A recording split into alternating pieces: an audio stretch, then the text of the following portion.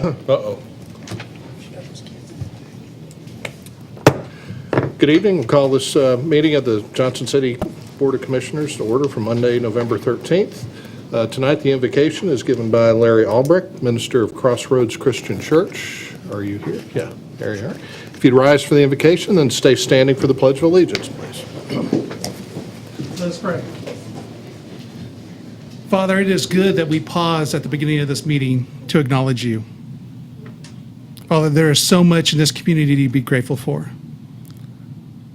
We want to thank you, Lord, for just the beauty of the area that we get to live in, for the many people and neighbors that we have, the blessings that come from daily life here. Lord, while we have struggles in this community, there's so much beauty as well. Thank you, Father, for allowing us to be part of that. Tonight, I want to thank you, Lord, for our city leaders. I ask your blessing be upon them. I pray, Lord, for wisdom as they have to make some very difficult decisions. I pray, Lord, that they seek your guidance, and Lord, that they seek the good of all in this community with every decision that they make. Father, we are blessed, like I said, to live here in this great place. And we have wonderful leadership that helps us in our daily lives. We thank you, Lord, for our law enforcement community and their families, Lord. I pray for our leadership of the law enforcement, for Chief Soroy, for the amazing things that he has done with this city. He's my chief, and I truly will miss him when he retires this year. I ask your blessing be upon him and the process of finding a replacement for him. I thank you, Lord, for the new leadership in our fire department, and ask, Lord, that you watch over our emergency service people who do such a good job in taking care of us and making sure that we're safe. Father, it is good to live here. And Lord, we are constantly reminded that we have been blessed. Let us never forget those in our community in need.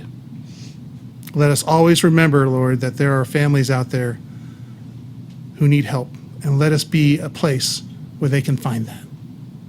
There are people in our community who are struggling with many hurts. May we be a place where people could always be there to lend an ear and a supporting hand. And Lord, like in so many communities in our nation, we are a community that has the struggle of addiction as part of it. May we be a place, Lord, where people can find relief from that, can find healing from that. We thank you, Father. We pray this in Jesus' name. Amen. I pledge allegiance to the flag of the United States of America and to the republic for which it stands, one nation, under God, indivisible, with liberty and justice for all.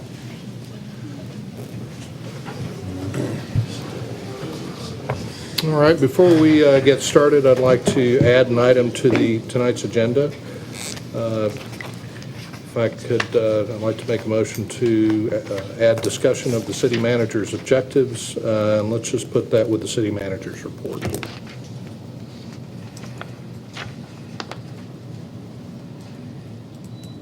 Have a second? I'll second that. Any discussion? Call the roll, please. Commissioner Fowler? Yes. Commissioner Van Brocklin? Yes. Commissioner Wise? Yes. Vice Mayor Brock? Yes. Mayor Tomita? Yes. All right, Mr. Peterson.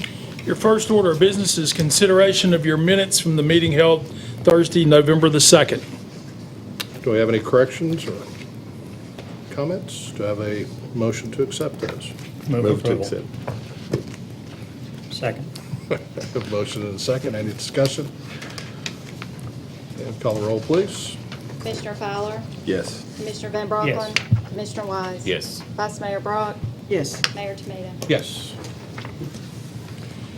This takes us to proclamations, the first being a proclamation recognizing Small Business Saturday and Downtown Shopping Week. I believe Mr. Mabry is present for the presentation.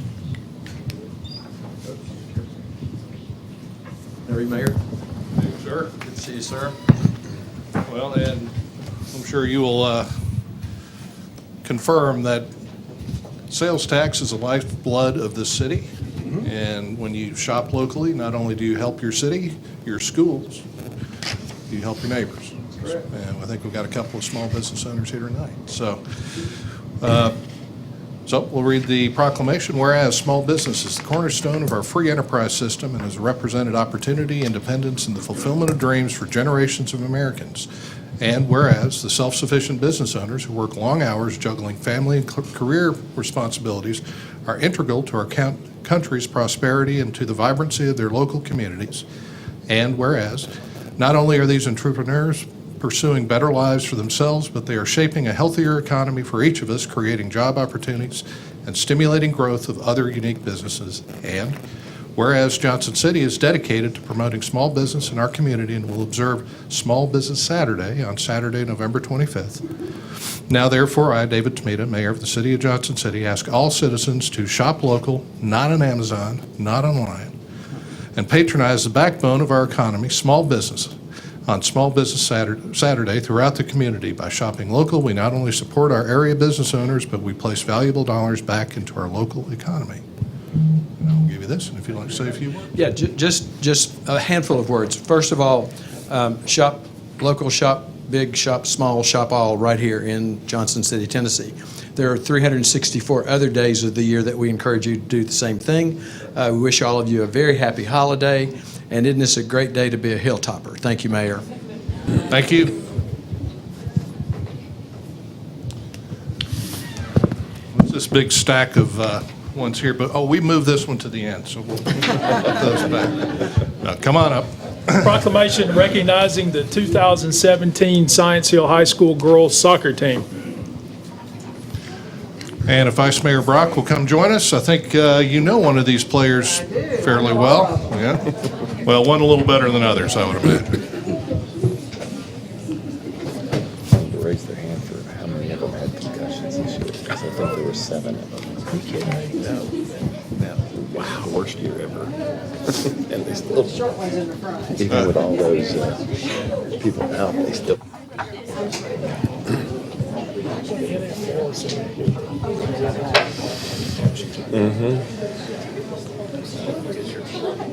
Dave, how are you, buddy? Good to see you. Congratulations. How many people had concussions in this year?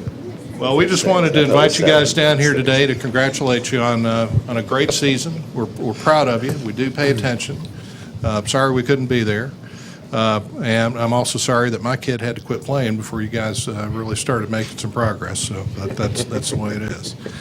So we'll read this. Whereas the 2017 Science Hill High School girls soccer team achieved an incredible level of success during the 2017 season, finishing with an 18-4-2 record to become both District 1 AAA district and region champions. Which one is that? That one?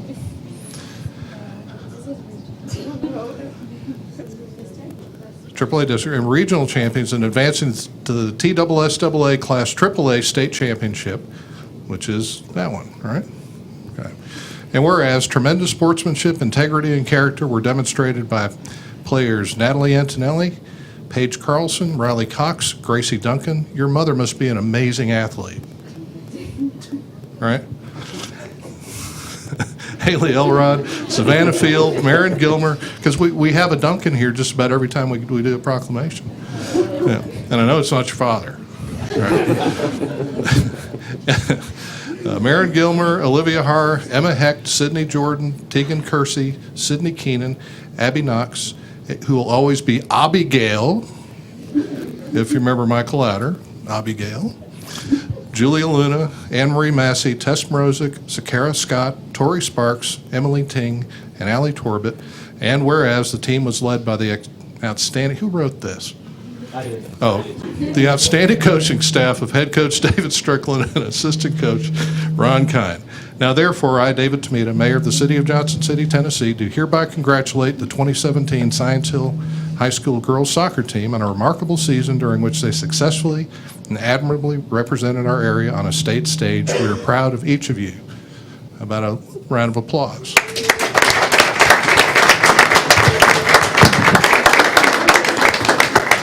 Now, I think I have enough of these, so I'm going to go down the line and hand them out. But if you'll introduce yourself, and if you'd like to sing the team song, please go ahead. I'm Olivia Hare. I'm Natalie Antonelli. Julia Luna. Paige Carlson. Sydney Keenan. I'm Tess Morozic. Haley Elrod. Allie Torbett. Gracie Duncan. Marin Gilmer. Sydney Jordan. Tori Sparks. Savannah Fields. Be Emma careful, Hecht. someone's gonna get hurt in this. Tegan this Kersey. melee. Riley Cox. Emily Ting. Lena Powell. Sarah Luna.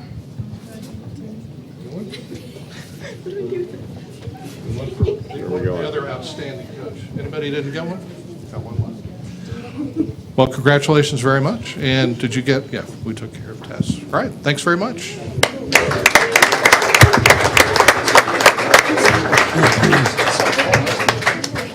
I'm making rounds. Gotta go to Charleston.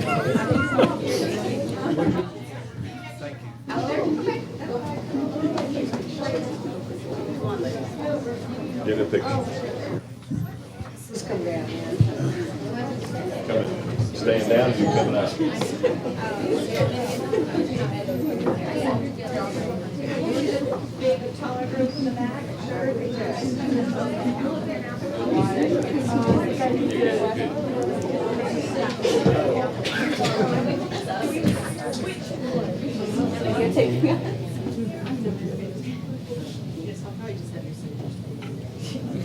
That would make sense. Take your time.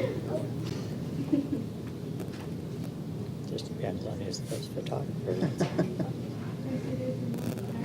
I think we're done. Congratulations, girls. Y'all did a great job. Great job.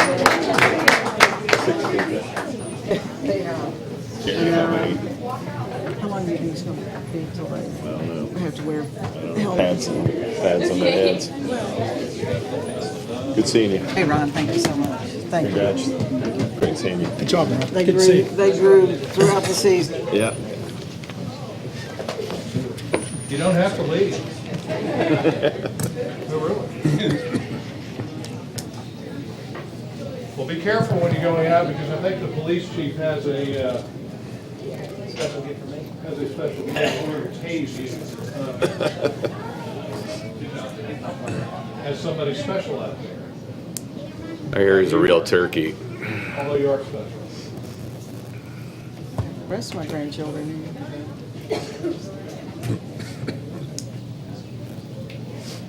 Commissioners, your next order of business is consideration for the turkey pardon and a presentation from the Turkey Trot group of esteemed leaders that make this wonderful event happen. That is a very dangerous looking turkey. We may have a little turkey too, a baby turkey. That's right.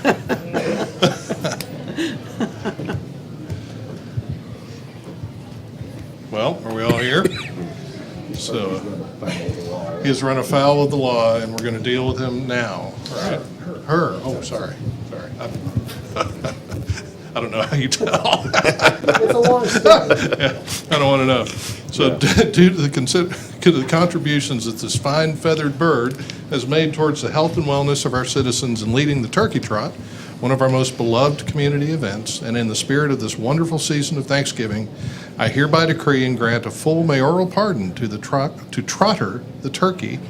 Doesn't sound like a girl's name, though. May he live, may she live, a full and blessed life at the helm of many events for years to come. So you may remove the handcuffs. Yes.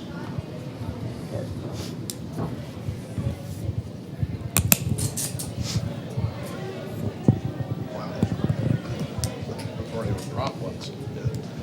All right. Yeah. Would you like to say a few words?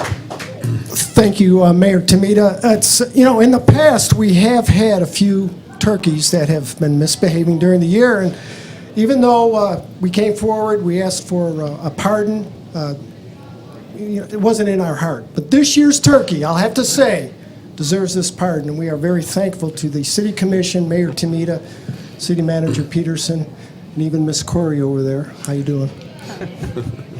For the pardon this year, and a major Turner has been exemplary in his leadership role in this, and really has done a great job in getting our turkey straightened out this year. So thank you so much. Thursday, November 23rd, 8:30 a.m., just across the street. Please come out, Johnson City Turkey Trot, 12th annual. We are expecting over 4,500 runners, competitors, walkers, wheelchairs, strollers. Come on out. Bring your dog. Well-behaved dogs on leashes, please. But please come out. We have a great time, and we do give back to the community from what we take in as up and Adam as the board that runs the Turkey Trot. We are very thankful. We live in a great community. Thank you. Come on out and join us on Thanksgiving morning. Get a workout in, then go back and enjoy some food at your house with your family. Thank you.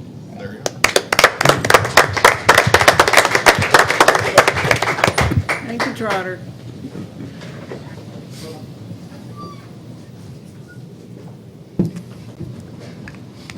But the real value of the pardon is getting to take that costume off. Yes. That's right. Until you haven't worn it before. What costume? Your next order of business is a presentation regarding Phase 1B of the mountain bike park. Mr. Summers is here with us this evening to make the presentation. Evening. Good evening.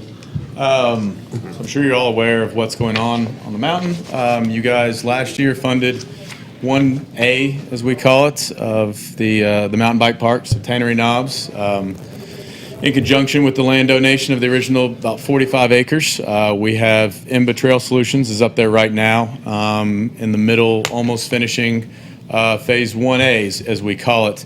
Call it that because basically you have the first phase encompasses the land, the donated land.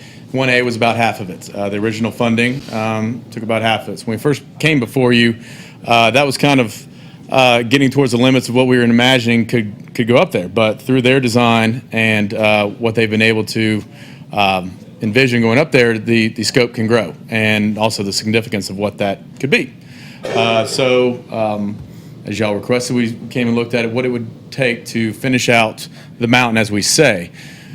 There's the land that we previously owned that's going to be donated, but there's also, luckily, there's other bits of land that the city already owns that's contiguous to this. So several different parcels, a 12-acre, a 2-acre, and another 4-acre, I think. And so taking that and envisioning the design on that is also what we're talking about today. So we had Steve do some design. Some of it he already had designed, and that was in the original proposal you saw a while ago, and some of it he's taken some quick walking measurements and kind of envisioning what could go on it, and then that will be physically designed in place a little bit later. And so we have a budget. What we're trying to do, imagine with this, is to really get it turnkey to a full functioning, kind of realizing the potential of what it can be. In this phase, we were going to have a parking lot and some trails, but that was kind of to get us going. With this ask, we're envisioning, talking about including the pavilion, including the bathrooms, including finishing a parking lot, including all the trails that we can physically get on the mountain, we think, and on the city parcels. That will allow greater connections to the bottom, which will, is a big part of what we hope is to happen is interconnectivity within downtown. So if we can bring these trails down to Chamber Drive and make real connections, then some people who are going to use the mountain, they're going to park downtown, and then they're going to bike, and they're going to go up, and they're going to come back down. So getting those connections to the bottom is an important part of it. And then we also have included in this a line item to go and master plan Buffalo Mountain. As you all know, Buffalo Mountain is a huge resource the city has that's not necessarily being utilized to its full extent. And with what we hope is a growing class of mountain bikers and mountain bike tourism, that's the largest asset the city can leverage. So for a relatively small amount of money, he can go up there and kind of give a master plan and define the scope of what could possibly get up there. And then we can start, trying to plan and bite off that chunk. But this will give us pretty well finishing out this mountain. It does get us to where we can have NICA accredited loops and competitions. So NICA, what they want is 90 minutes of continuous travel for high school. And so, and they actually want multiple laps. we can get that with just a couple laps of what's going to be up there. So depending on how they want to run it, we can certainly have some of those high school competitions and hopefully some brought in, state champions, things like that. So when you fold all that in, in a very, sort of quick budget, trying to roll in some money for the pavilions, we're thinking we're in the high nines, somewhere around about $980,000. Again, that gets us somewhere close to about 8 miles of trails, parking lots, pavilions, and then all of the connections and all of that. So we imagine that would be Trail Solutions can do the design this winter while they're here. Won't take them long. And then it'll be a city property at that point, and we can bid it out and make sure that we're, leveraging the city's dollars to the extent that we need to. But it could certainly be ready to go as quick as you guys want it, which would probably be, late spring to into next fiscal year, depending on what y'all would want to do. Sorry, we don't have more of a visual. We have the original trail plan. Some of that, even what they're building now, has changed slightly, but the undesigned things, the city parcels that either weren't owned or weren't envisioned to be used at that time, we don't have a map for that. But I think you all know where it is. It's just trying to get more on the mountain and get more out of it. So you can have questions of me, or I can bring Steve up. Obviously, he's the expert. He knows what everything is. So if you want, I have the budget. We can dive into specific line items if you want, or if you want to talk about big picture things. Hey, Graham, from my standpoint, I think we need to look at the budget. Let me ask one question first now. Is the $980,000 total for Phase 1A and 1B, or is that just the That's an additional? additional. That's the additional. And the additional, as opposed to what you and I spoke about fairly recently, is because now you are, in fact, including pavilions in there. Yes. Is that correct? Yes, it was requested that maybe we look at that and just turnkey it all. Again, we don't have a design on that, so that was a plug number. This does have a fairly healthy contingency in there, as with most capital projects you see. It's smart to put a contingency. That wouldn't be spent if we didn't need it. And, hopefully the bid numbers would come in below what we'd want. If they don't, then, we would make sure that tweak design to be within whatever budget we have. But the thought was to make sure we're being conservative so we don't have to come back if you say If you build look this. at Trail Solutions work on 1A and then extend it to 1B, is there going to be a period of time where you guys are not going to be in town? I'm trying to figure out how important it is that this happen immediately, as opposed to something where we have a chance to look at it and talk about where this project fits in with regard to some of the other things we're talking about doing in town for Parks and Rec right now. So had it been your thought that you would finish up 1A, you would actually be off doing something else for a while before you got started on 1B? Sure. 'Cause Again, depending on the timing of your... If that's what your thought is, that gives us a little bit more flexibility than if it's important that you have the opportunity to complete both phases right in conjunction with one another. Yeah, we were planning to be off-site after Phase 1A. What might be of good value while we're here is completing that design of some of those recently acquired parcels and the connections between that and the original design I did in February. Okay.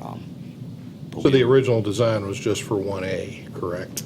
And some of 1B. So 1B the original design was for about 6 miles, and there's about 2 additional miles that we might be able to fit on the mountain. We've been doing a little bit of a hybrid design build, and so some of the ways we've tweaked the trails really improves the quality and the experience of the trails, but it also requires just a hint of redesign in that original concept plan completed back in February.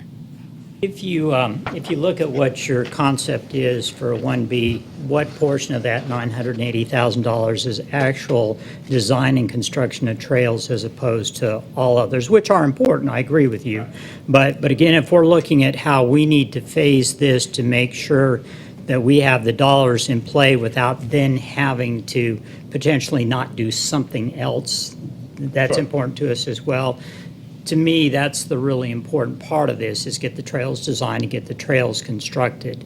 Long-term, obviously, it's not good not to have a paved parking lot. Long-term, it's obviously short-sighted to say we're not going to do a pavilion long-term, but perhaps you have a year or so flexibility with those sort of things. Right. So, the original design land, his budget stayed about the same, so that's about $420,000. He's got about 200 in there for the undesigned portion, for the other extra 2 miles and some of these connections. We've got 30,000 in there for signage, so that's turnkey with signs done. That's important for safety, for use of the facility. So, these are directional trails, so knowing this is the way we go off. It's going to be multi-use. So if you're a runner, you run counterflow to bikers so you can see them coming, step out of the way, makes it safer for everybody. So we've got the signage taken in that, and then we threw in, about 120 for a pavilion. Obviously, with all of this, and their budget includes their lodging, and includes equipment, things like that. In this phase, we've been able to get donations in kind for lodging. I've been able to get some equipment donated that lowered their costs. So all of this is bare, and if we can get some in kind, same with the pavilion, I would hope that we can get some design services, maybe some building materials, maybe some civic clubs step in for that. But putting the money in, we start there, and then we're going to try and also fundraise and leverage whatever dollars we can. But as asked, this is the big nut. I think to follow up on Commissioner Van Brocklin's point that he's making, if we could see a timeline associated with the cost of getting all the trails built out, when we could do that, I think that would be really important. Understanding there's going to be some fundraising, kind of the Tweetsy Trail model here as well, and so maybe all these other features can come in sooner rather than later. But that would be really helpful if we could see it like that, because I'm really interested in making sure we get the trails built out and we have the destination for people to come to. It's an amazing project, and I just want to thank y'all and the task force. I see Abraham back here for the work that you've done and the people you've pulled together in this community to work on this. I was up there Saturday with you, and there was a bunch of people came up with shovels and hose and everything else to work on the trail system. It's going to be a great asset to this city in terms of tourism, I think, and in terms of an amenity for our own people. And I know we're going to do a lot of education and training up there, so I want to thank y'all for all your hard work. I'm real anxious to see it all come together and open the gate up one day soon. Yeah, obviously a pavilion would take a little bit of time. It's flattened up there. Before this phase is done, we're going to have a parking lot that is workable. It'll be gravelled. This is trails. You just don't need a paved parking lot right off the bat. The trail construction themselves, to do all of what we're talking about, would still only be a few months worth. These guys come in, they mobilize quickly, they bring enough equipment in there, and they get it done. So depending on when your funding cycle would be, we go through a bid process. That probably takes a couple months to get the bid documents, get them back in, contracts. But once somebody mobs on site, it'll be 3 to 4 at the outlays, probably less than that, so to get it all done. 3 to 4 would be the full next 5 miles, which some of that is undesigned right now. 3 to 4 months, is what 3 you're to 4 saying? months, yeah. Sorry. So what could we, bearing in mind that we'll have another budget cycle coming up probably before that's done, what could we do now to maximize your time here and get the most bang for the buck while you're here, rather than leaving and coming back? So that, how much of 1B could we do? What's the price tag attached to that? And then I think it's really important that we begin with the master plan on Buffalo Mountain, because that's all part of the greater plan. So if we were just looking at those two items, what would we be looking at in a general sense? And I want It's a little bit of a chicken and egg. Yeah. If you say there's 400 in this year we can do, and we say this is 60% of the that plus the design of Buffalo, and that's now. These guys work really hard and they travel a lot, so I think they have some scheduled downtime in the middle of winter. But we have very mild winters here. I think you could work straight through. That was actually a draw for them rather than working in Colorado in the middle of the winter. But we would have to talk with them and see. There'd be a possibility after some time for them to come right back and maybe finish out a piece I don't know. It's hard to say right now with my schedule. I do know some of the other builders are already planning to go to a build I have in Arkansas. So we'd have to look at our schedules. But at the earliest, if there was funds available, spring? Yeah, late February, early March would be the earliest we could likely be on site with a construction crew. The planning and design type tasks would be pretty ideal for December, and that would not really take that long. To do the redesign on Tannery would be maybe a week's worth of time, and I have a guy on site who could do that while we kept building. So could you do Buffalo Mountain while you were here? I would probably be the guy doing Buffalo, and I'm still trying to run the construction site.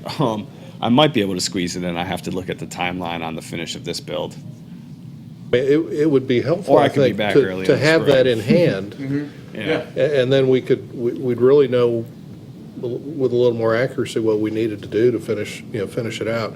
I mean, we've got a surplus for 16, 17 that we haven't allocated yet, to my knowledge. Right, so again. So there's probably enough to keep you going and get as much, just ring you out before you leave, and, but it would make sense, and then we'd have some firm figures to take into consideration during budget. Right, I mean, right now, there is a line item for signage, which we were, working through the budget, trying to get there.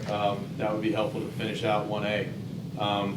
We all know there's an issue with the roadway leading up there. It's fine, but if it gets the usage that we would like, there's a little bit of work that could be done to widen out one little section of that, and then trying to expand the parking lot a little bit. So if there was, some of that was in that budget, that again can be done at the tail end of this phase alongside, we might be able to squeeze a little bit of length of trail out of them. So if y'all said, hey, here's X amount, then we could certainly say this is what we could do this winter.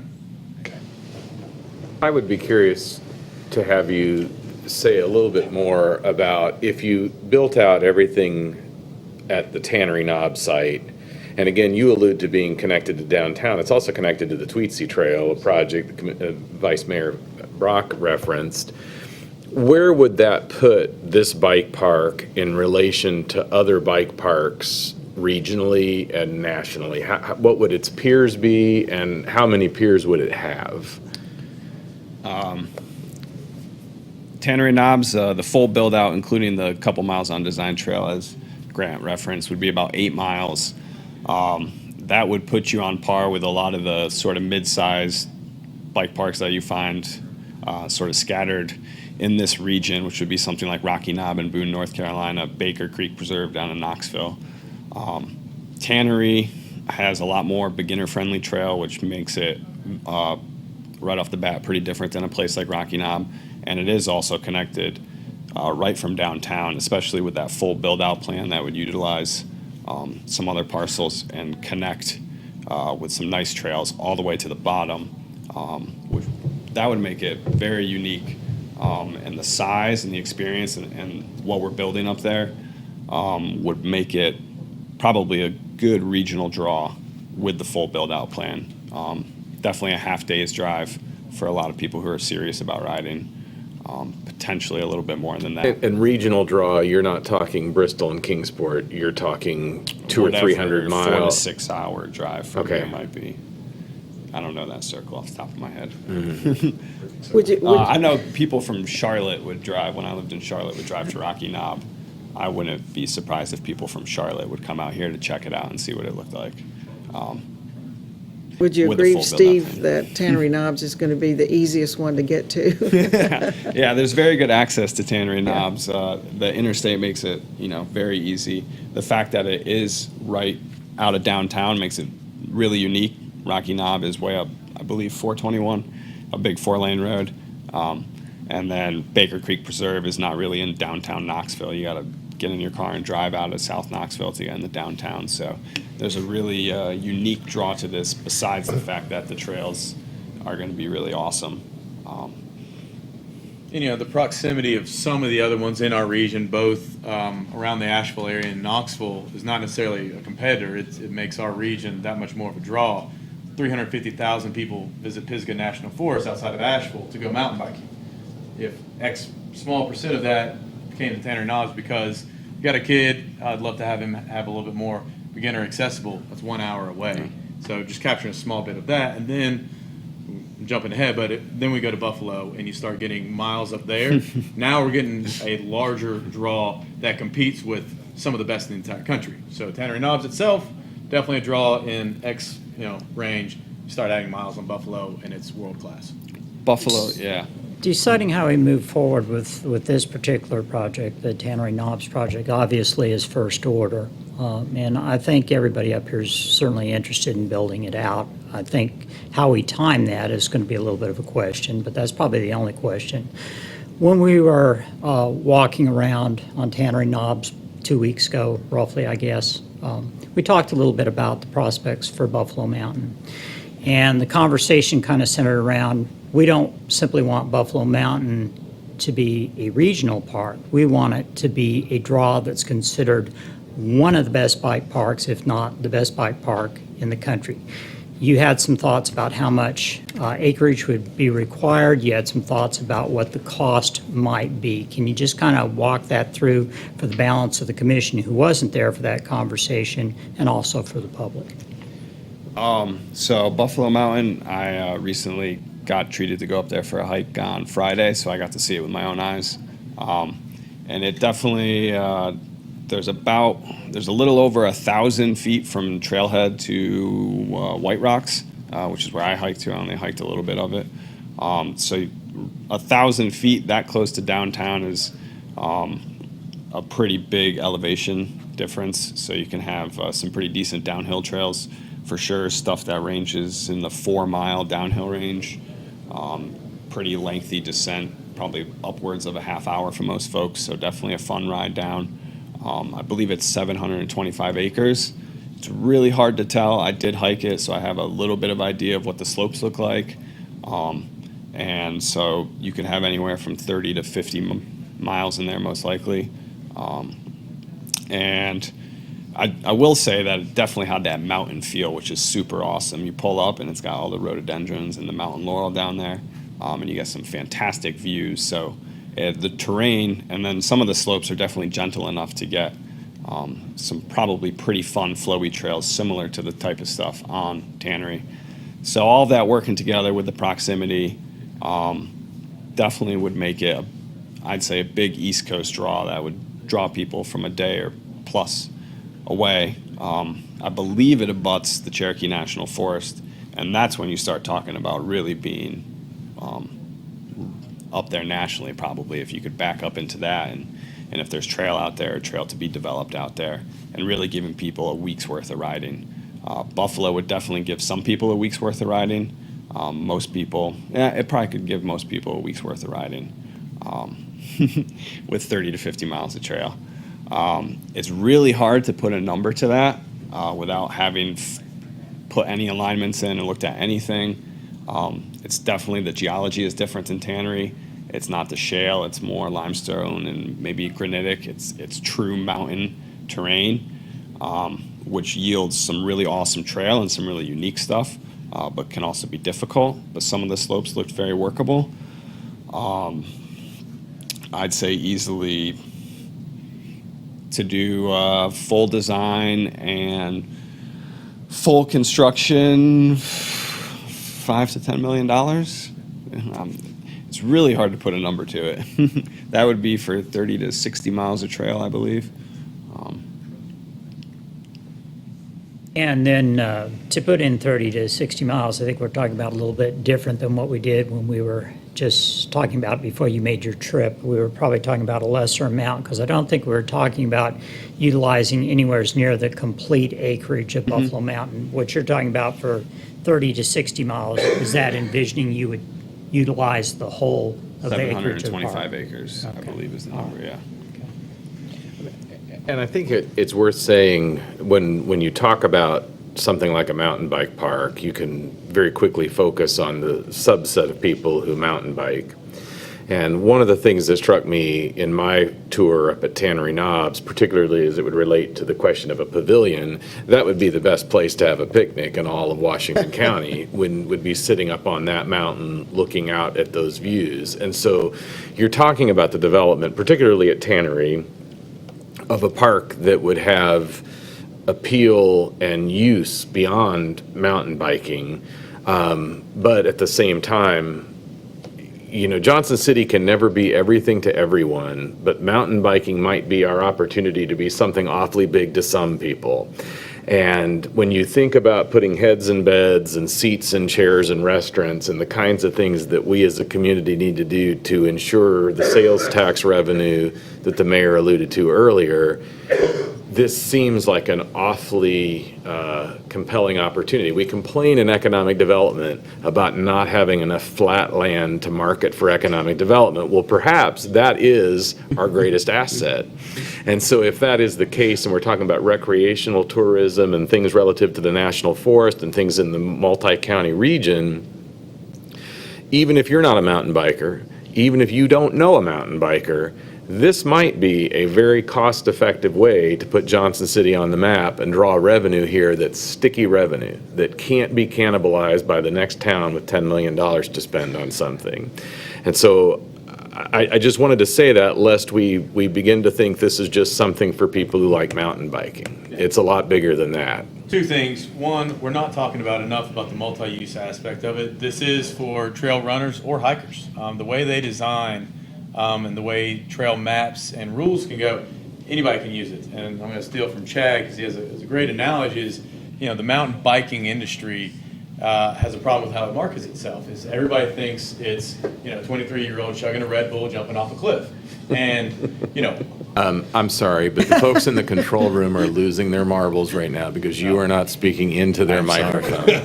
That's what everybody thinks about with mountain biking. Hiking is off-road walking, and you don't feel like you have to be an expert to do that. Sometimes you go on hiking trails, and they're fairly strenuous.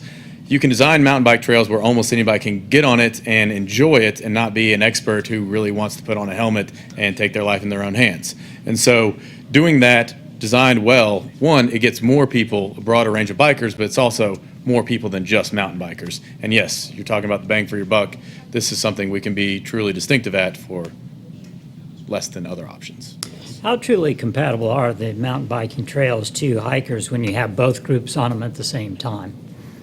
So the trails on Tannery Knobs, because it's so urban, have been designed for optimized bicycle use in one direction, and they should be signed that way, would be my recommendation.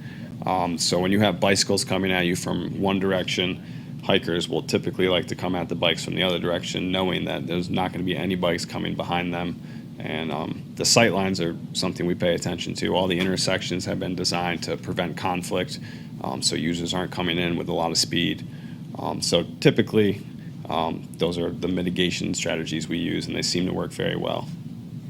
But an extreme hiker might take life in their own hands and choose deliberately to walk the wrong direction. In the same case, you would always know the bike's coming up behind you, so it's still, you won't have to worry about which direction they're coming from. We were trying to be prepared and look up the rules for NICA. The rules for NICA and what it would take for us to be high school competitive. And in the rules of NICA, there's specific things dealing with how you pass a horse. So there's all a range of trails that even the high school competitions are on. Obviously, I don't think we're going to allow horses on this. But the point being, I think we can accommodate. Thank you for starting that conversation. Yeah, thanks for throwing that out. There's all, hikers and bikers can easily coexist and certainly go down that. So, I think what you're hearing up here is there is support to move forward. So I guess the question that's still sort of floating out there is, what do you need? What do you need to get you through to budget, to maximize their visit while they're here? I would say, I would say in the range of 300,000 to 400,000 would get the park amenities fully there for 1A and 1B. It would get the redesign of the mountain done, get the Buffalo design done, and if we can see what's left after that, and maybe convince them to stay another couple weeks. I mean, what they're able to do in a certain amount of time is pretty amazing. So we'll see what we can do. And, again, if it's not doable, then we roll it into when they can come back. Their MOB is not as expensive as you might think. So, we have to move some equipment in and out, but Maybe we can leave it here. yes, and they can possibly even leave it here. Again, one of the machines they're using has been donated. Two of the machines has been donated, so it's staying here. So I would say whatever in your wisdom you can find, we could probably find a use for it, a very specific and useful use of it. But it's kind of open door. Yeah. Grant, before we vote to move forward, I'd really like to see the budget.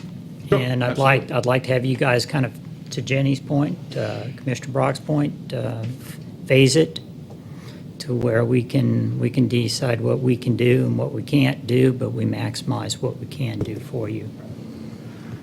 Sure.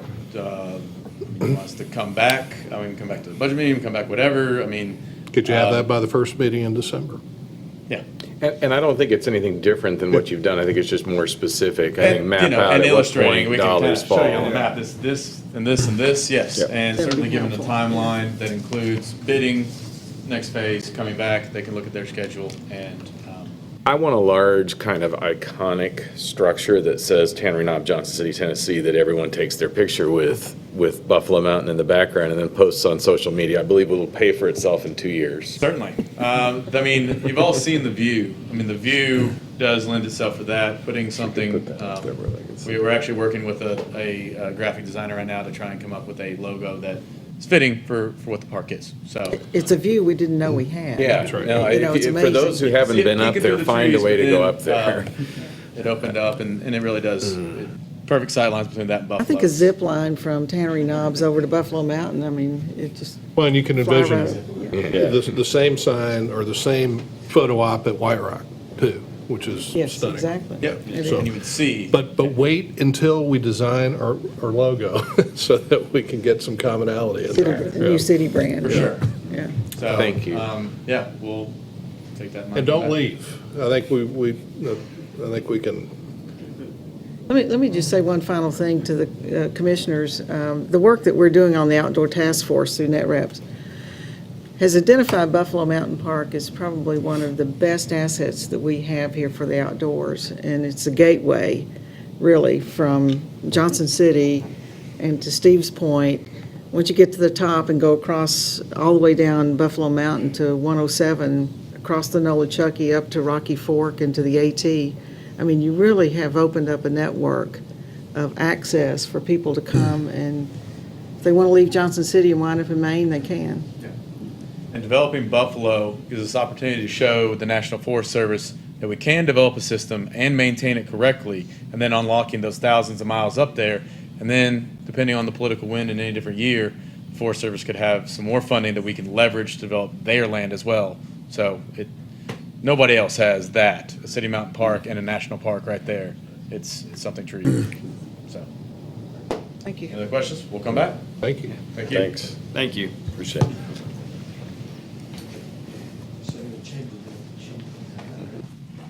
Okay, so on the 4th, they will be back with a presentation with maps, budget, timeline, detailed information so that you can, Now, I'd like to see that budget stuff and how they think it can be phased out before we sit down in the meeting, though. I'd like to have a little bit of time to think about it, if that's possible. If we could have it in hand, I agree. Thank you. Thank you. Appreciate it. Thanks. And you don't have to leave either. You can stay for the rest of the meeting if you want, but. I'm sorry. all right, this takes us to the manager's report, and I would like to draw your attention to your financial package, which is in your packet. Highlights to be looked at, a question obviously that will come forward is funding availabilities. And if I could draw your attention to page 8, you've got $2,487,000 of fund balance that's available to be spent without getting into your restricted fund balance accounts. So once you go beyond that point, you would have nothing else available unless you altered your financial policies and reduced your restricted accounts. There's always reprioritization of ongoing projects, future planned projects, those types of things as well. Okay, starting with page 6, I would draw your attention to the balance sheet for your Economic Development Fund. You currently have $1.174 million in your balance. That does not include the debt service expenditures, which will be taken out this year, which would be about $200,000. And since we just sent out the property tax billings, you will not see any revenues associated with property tax collections other than just a few miscellaneous things as these financials are concluded at September 30. Sheet 7 outlines the 2% additional hotel occupancy tax. As you can see there, your balance is $269,000 approximately. For the year, you can, I think we've got budgeted about a $650,000 collection. You'll also note that the debt service payment that will be due in this year's budget has not been made yet. With the balance currently at $269,000, you can probably expect to add about $100,000 to that after all of the revenue collections and expenditures are made. Moving on over to, Can you, yes, would sir. you, so that's a net 100,000 over the debt service committed there? At this Okay. point, that's about what you can expect. And these are to see. these are the hotel motel tax dollars, and so their restricted purpose is what? I mean, I know where much of it's going right now, but This is the additional 2% beyond the 5. right. This does not take into account the original 5. This is dedicated, the primary portion of this is dedicated to debt service on our investment in the Fine and Performing Arts Center. The residual amount has no dedicated expenditure associated with it. But does it have a restricted purpose? Are you limited in how you can use those dollars? Visitor enhancement, wasn't it? Visitor Okay, that's my enhancement, question. which Okay. could be improvements at Freedom Hall, it could be anything to promote Be tourism. mountain bike parks, It could be. but I mean, Yes, sir. okay. Yes, sir. We know year-to-date, the hotel motel tax, with all the activities we have going on now, are we seeing an increase in it? Your hotel motel tax, hang on just a The second. full 7%. The full,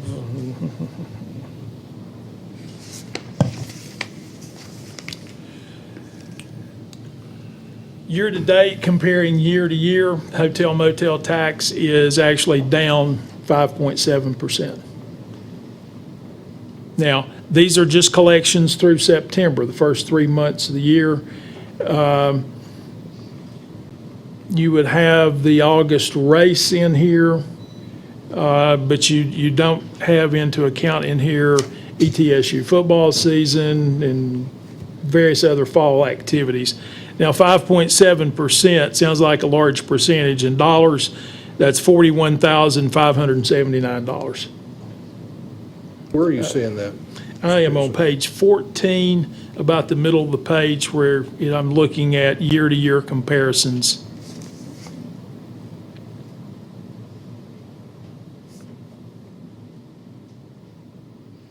So this early in the year, that's nothing to get real excited about yet.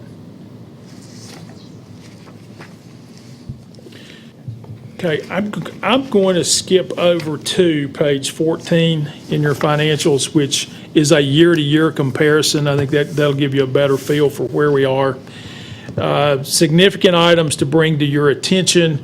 As noted before, property tax collections are just getting started at the end of September, so there's no real activity there to report.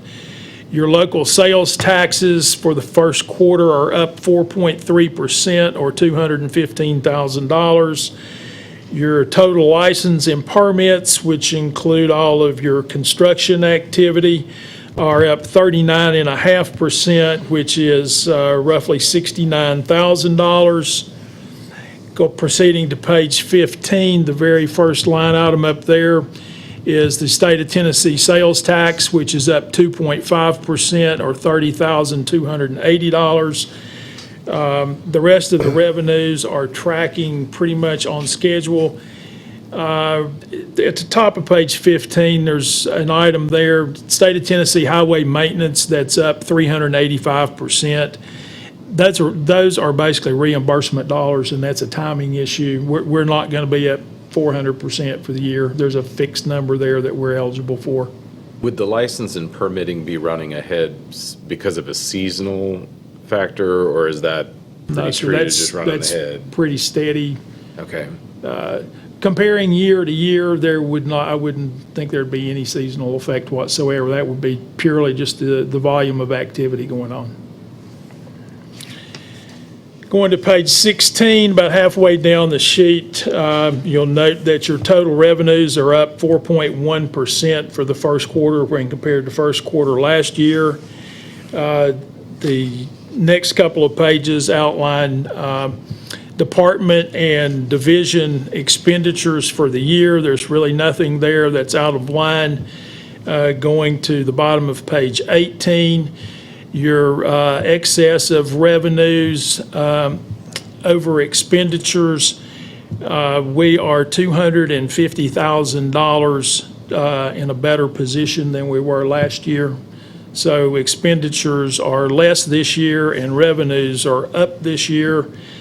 Our ending fund balance at this time last year was about $2.5 million. Our current year ending fund balance is $15.2 million for a 21% difference. We did have a good year last year, and that's what that's reflecting, is we took quite a bit of money to fund balance last year.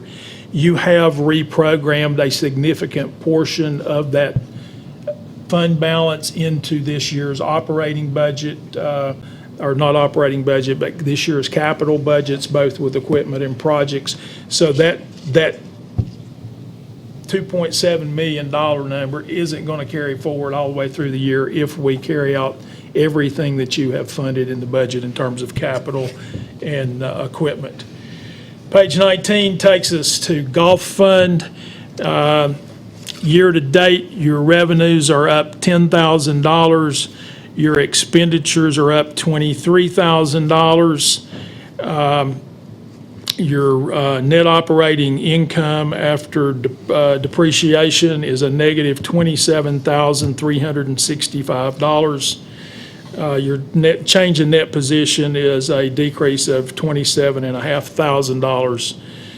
Moving over to page 21, looking at Pine Oaks specifically, your operating revenues are up $10,308. Your total operating expenses are up $3,900. Your net operating income after depreciation is a loss of $5,830. Your change in net position is a negative $5,900. Looking specifically at Buffalo Valley on page 23, your total revenue is down $287. Your total operating expenses are up $19,830. Your net operating loss for the first quarter is $21,535. Moving on over to page 25, which is your Regional Solid Waste Fund. Again, all these numbers are comparing year to this year to last year at the same point in time. Your operating revenues are up $18,149. Your operating expenses are up $45,172, making your net operating revenue after depreciation a loss of $32,621. Your net position, comparing year to year, you're actually up $158,000 for the year, or for the first quarter. Now going over to page 28, which is your City Solid Waste Fund. Revenues are up $46,279. Your expenses are up $132,508, with a net operating loss of, that would be a net operating loss of $87,920 for the year, although your net position ending is an improvement of $875,000 once your other incomes are figured into that total. Then moving over to page 31, which is your water sewer funds.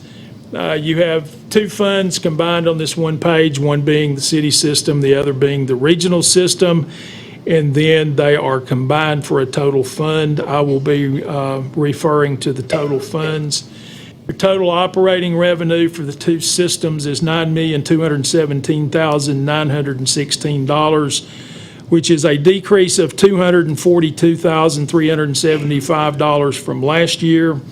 Your total operating expenses are $4,412,374, which is an increase of $228,783 from the same point in time last year. Your net operating revenue is $3,119,434, which is a decrease of $638,587 when compared to the same point in time last year. So as you can see from most of these funds, we are still making money. We're just not making it quite as fast as we did at the same point in time last year. Referring you to page 32, you'll see that at the bottom there that our net position is $7.1 million better than it was at the same point in time last year. And Brooke, I'm going to bet that there was a debt service payment that hasn't been made, so it's timing on a debt service payment. From there, I will refer you to page 35, which is your stormwater fund. Comparing year to year, your revenues are down $193,748. Your expenses are up $38,339, leaving your net position, net operating revenue, a negative $169,556 when compared to last year. I will point out to you, you still are at the end of the quarter revenues ahead of expenditures by $148,000. Pete, why is that total operating revenue down so much? That's mighty significant. I don't know for sure, but I'm going to guess that that's probably the timing and the booking of a month's worth of revenue. Brooke, and I'll ask you for, and I know that we haven't had a chance to talk about this, but a difference of $200,000 when you collected roughly $600,000 for the first quarter last year. It looks like the monthly billings are about $200,000 a month, which is about the difference in the two. Because that seems You like got anything to add to that that? should be a very, very, very stable revenue source, I would think. It is extremely stable. It's that fund does not fluctuate. Timing would seem So to I make believe sense. that one's a timing issue. Okay, all right, thank you. And going to the bottom of page 35, your net position, you're at $855,729 improvement from the same point in time last year. Taking you then to page 38 and 39, which is Freedom Hall. Your current revenues are $151,151, which is a 98% increase over the same point in time last year, which is $75,000. Going over to your total expenditures, this year were $129,157, leaving you with revenues over expenditures of $21,994. Your net position this year versus the same point in time last year is an improvement of $89,387. That appears to be ticket sale related. What happened in this time frame that Or shows or something else. Do on there. basketball, too. Well, in the first quarter, you've had, gosh, I don't remember what shows we had. You had the circus in the first quarter. Where's Stahl? Okay. We should have more of those shows. Whatever that was. we Well, Whatever that yeah, was, we should have them someone back next kick summer. butt. Right. Looking at a management. I mean, this thing fluctuates wildly because you've got to remember, ticket sales show as a revenue in our revenue stream. But what we have to pay the promoter also shows as an expense in our revenue stream. So for example, a show like Elton John, that was only worth probably $25,000 or $30,000 to the bottom line for us, even though there was probably $500,000 or $600,000 worth of ticket sales. Does ETSU basketball affect this? No, ma'am, because ETSU basketball doesn't start until the second quarter. So you'll start to see. That's just a lease payment? That really? is We a don't get lease any payment. ticket sales or And that concessions off invoice that? is sent at the end of the season. You will see some concessions, revenue and expenditures during the second quarter. So we do get some of the concessions? We get all the concessions, Okay. yes, ma'am. Now, that's, Zero on this first quarter concessions. concessions is not a lot of money for ETSU basketball. $200-300 a game. It's not a huge amount of money.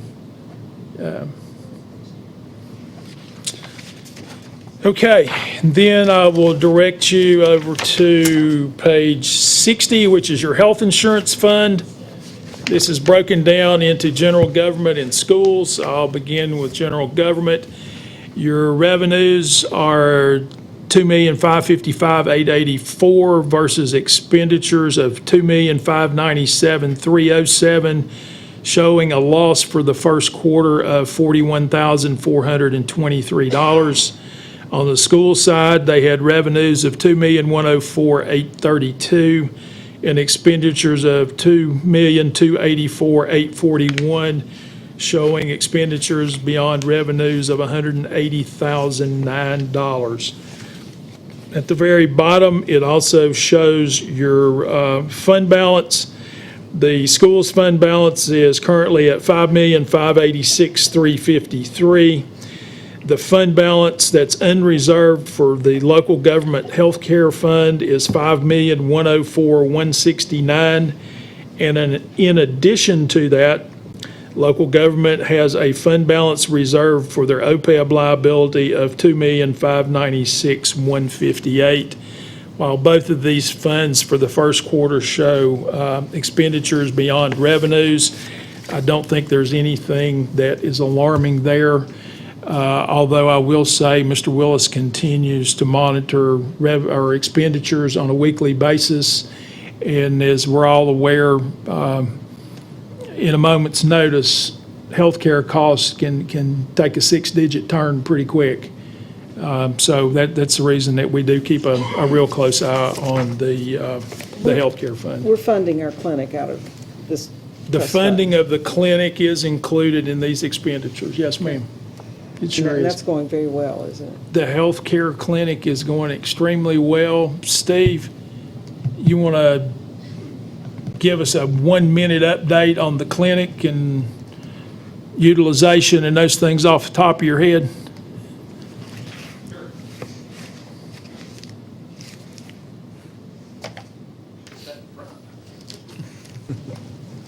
There are a bunch of soccer players there already. We saw a dip during the summer months in the clinic utilization down into the 60-65% range. But most recently, our utilization has been back up toward 90, actually 93% over a couple of weeks. There were some issues going through the school system, as I understand it, some stomach bugs and things of that nature. So our utilization is exactly where we thought it would be at this point in the year. So when you say 98%, is that of the eligible people? Eligible appointments are Appointments, filled. okay. I got you. Yes. All right. Which is exactly where we want to be. But going well according to schedule, and we are working on a return on investment presentation that we actually planned for December. So we'll be giving you an update on the dollars and cents at that point in time. The employees find good value Yes, in absolutely. the clinic. Very, very positive comments continue. We're a year in now, a little past year, and very positive comments from employees. I hear good things every week. Never plan to do any kind of a single employee survey about the clinic? We at all? actually have Okay. already. Mountain States initiated that for us. It was a complete online survey. We don't yet have the results of that. That was just issued in the past 4 weeks for both schools and cities, so we'll have some Sure, good share that feedback. when you get it. We absolutely Is there will. a statistic on what percentage of eligible employees have made use of the clinic at least once? That will be part of our ROI presentation, as well as how many of our employees have established at the clinic for that to be their primary care physician. So we'll have that. I don't have it with me today, but. Okay, thank you. Thanks, Steve. Any questions or comments about financials at this point? Right now, I think we're in a good financial position. It's very promising that both state and local sales taxes are up. We're very hopeful that trend will continue, and we will know more about property taxes in January when we get December closed out. And as everyone's well aware, we will not have a feel for what Christmas sales do for sales taxes until probably February or March. There's a 2-month lag time in reporting, coupled with the fact that a lot of people buy gift cards these days, and the sales tax isn't collected on a gift card until the gift card is used to make a purchase of a product. So sometimes, a Christmas gift doesn't generate sales taxes back for many months after Christmas. I do have one question, I guess, and it pertains to Freedom Hall. As we started in that discussion, it jogs the memory that we have a request for proposals out with some firms for managing Freedom Hall. One of the things that's been mentioned to us as being very important has been the ability to sell beer there. Where do we stand with our request to the Attorney General for a ruling on whether or not we can? The Attorney General has had their request for multiple months, and my last inquiry was they would get back to us as soon as they made their investigation and got a response together for us. And when was that inquiry made? About how long ago? That's been about a month ago. Is there some And- way that we can involve our legislators who apparently have to make that request for us anyway to get that facilitated, and perhaps stress to the legislators that we have a request for proposals that really needs an answer? That inquiry was made through our legislators, sir. Okay. I think perhaps a follow-up, maybe a little more frequently, might not be a bad idea. Yes, sir. Will do. Very good. Any questions? Okay.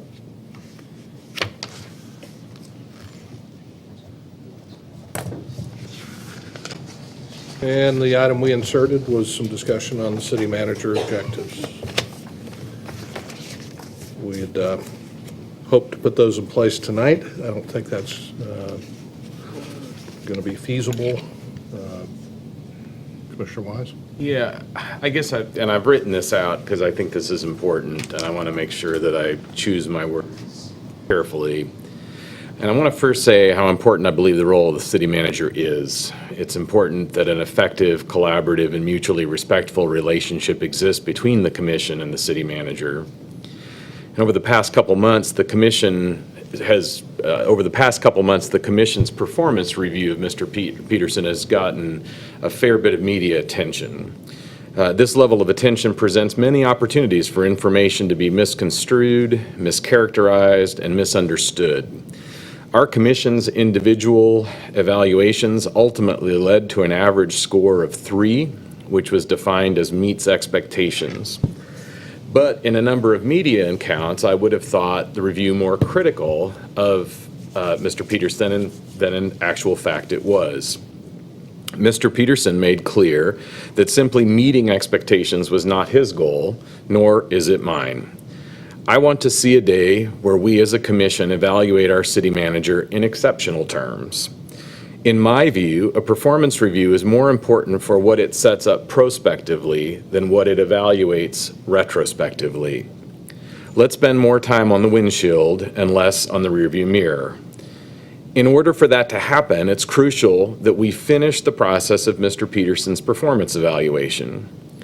I was disappointed when at our last meeting, the discussion related to establishing specific, measurable objectives got squeezed to the very end of our 3+ hour meeting. I asked at that meeting that this important work be moved to the front of our agenda for this meeting. Realizing this would require some advanced consideration, I expected that we would get Mr. Peterson's written response to our draft objectives in advance of today's meeting. To this end, I specifically asked him when we would receive his feedback on Thursday, November the 2nd. I was told later that day. I responded that was great, but any time that week would suffice. That week came and went, no comment on objectives. In an effort to ensure that this important topic remained front and center, I emailed Mr. Peterson on Tuesday, November the 7th, asking merely for an expected time frame for sending these comments. I waited 2 days and received no response. I sent a second email asking for the status update on Thursday, November the 9th, a week after our original in-person conversation.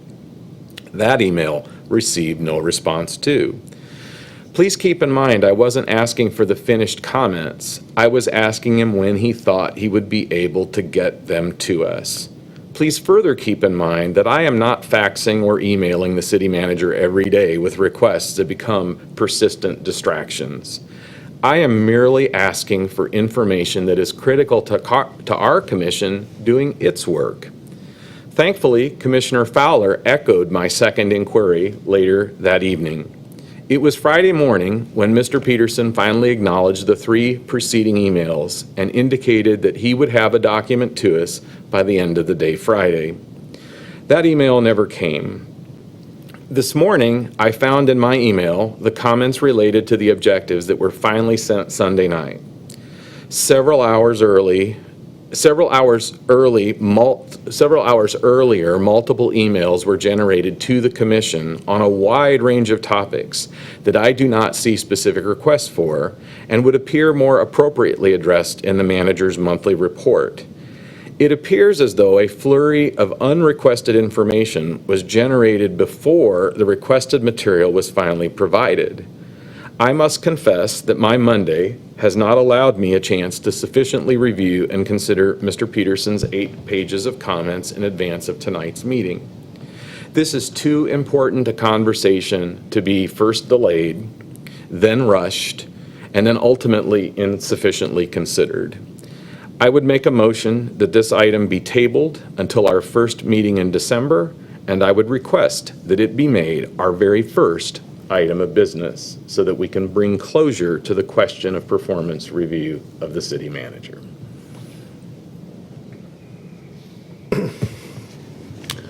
Any other comments? Do we have a motion? Yeah, I'm okay with that request. I too did not really get the amount of time to look at it, Mr. Peterson, that I really would have liked to. It would have been nice if it had been to us a little bit earlier. I will make one comment based upon what I saw in there, though, and that's that I would really like to see, as we set the steps for each of these objectives, how they're to be met, and the time frame in which they're to be met, that there be some more concrete proposals made than I'm seeing suggestion there will be based upon your response to those how to flesh out those objectives, in particular with the development department, where I see an intent to meet with members of the development community, and that's great. You need a baseline of knowledge about what you're trying to change. But at some point, instead of everything just kind of riding as it is, other than meetings being held, I truly would love to see something very concrete put down that the commission can review, the commission can understand, and the commission can come to its own conclusions about whether that's going to address some of the problems that we've seen brought to us by the development community over the last 3 years. That's just one example. There's some other things as I look through that kind of fit that same general thought process. For me, it's much easier to be able to evaluate where we're going, how we're getting there, where we're going to end up if I have some sort of a plan that I can draw back to and look at and evaluate and see the things that seem to be positive in and things that need to be shored up in. But I'm okay with deferring it. I just think we need to get all these things fleshed out. I'm certainly willing to spend whatever time is necessary to help you flesh those out, help the balance of the commission flesh those out. But it needs to get done in the next couple of weeks because the year is rapidly drawing to a close, and even the fiscal year where most of these things are to be addressed is waning as well. Is that a second? Would I take that as a second? Okay. Any other discussion? I'd just like to comment, and I think I sent an email back last night when we received, Pete, your response to these objectives. These objectives, along with the citywide objectives that we approved in this year's budget, are significant. Again, I don't want to discuss the objectives. I haven't had a chance to review them because I got them this morning. They may have been sent after dark last night, but the spirit of my motion is I have not had adequate time to consider them. And so I think we ought to take them up when we have all had a chance to consider them because other. And I agree with that. I'm just saying that the objectives themselves and the citywide objectives that you sent to us, which I appreciate you doing that we approved in the budget, are significant for this city and leading it forward. And I think there are things that, as we move forward that we funded, that we're going to see tremendous results from that. So I appreciate him sending the other objectives as well, the 2018, from our budget to give us an idea of the scope of what's going on in running the city. So I appreciate that. Thank you. Very good. Any other comments? We have a motion and a second. Call the roll, please. Commissioner Fowler, Yes. Commissioner Van Brocklin, Reluctant that we have to do it, but yes. Commissioner Wise, Yes. Vice Mayor Brock, Yes. Mayor Tomita. Yes, and to be clear, this will be the first item on our agenda of our next meeting. Very good. Mr. Peterson. Consider 3 appointments to the Civil Service Commission.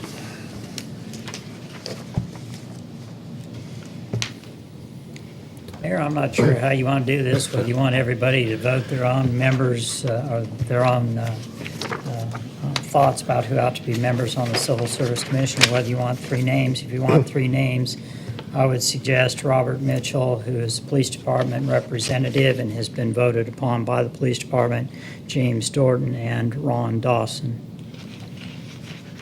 What's the pleasure of the commission? Would you like to vote on a slate, or would you like to provide your 3 names? That's a motion. I would second those names. On the, if we could just comment on Mr. Sims, he's only had 1 4-year term, is that correct? Yes, ma'am. We not want to consider, as we normally I do? believe he's had 2 2-year terms, has he not? I'm sorry, yes. 4 years, but 2 2-year Okay. terms. That's right, these are 2-year terms. All right. Just want to make sure.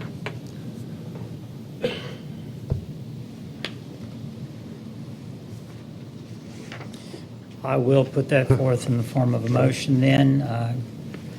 Would move that we accept the nominations of Robert Mitchell and the applications of James Dorton and Ron Dawson as members of the Civil Service Commission for a 2-year term, please. We have a motion. Do we have a second? I have done that. You've done that, okay. Very good. Any discussion? And again, we had a tremendous response to this. It's great to see the interest in this commission, which is very important, but it also does not mean a lot.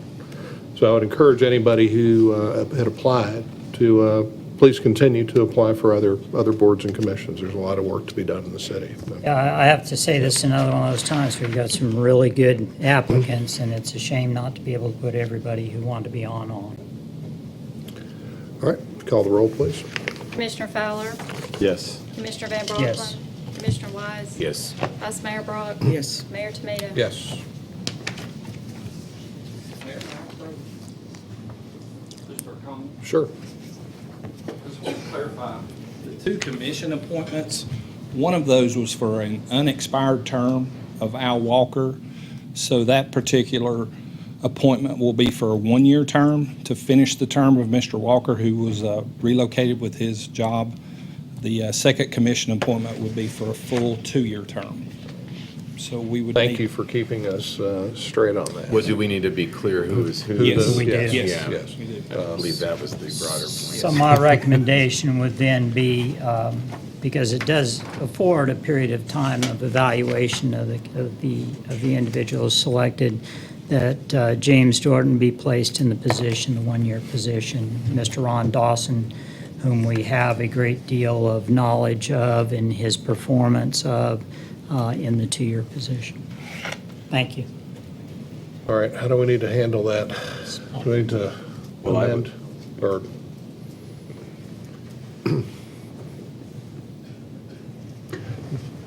I'll withdraw. I don't know, but it's too late to withdraw my We have already. my initial You motion. could amend your. You've made the appointments.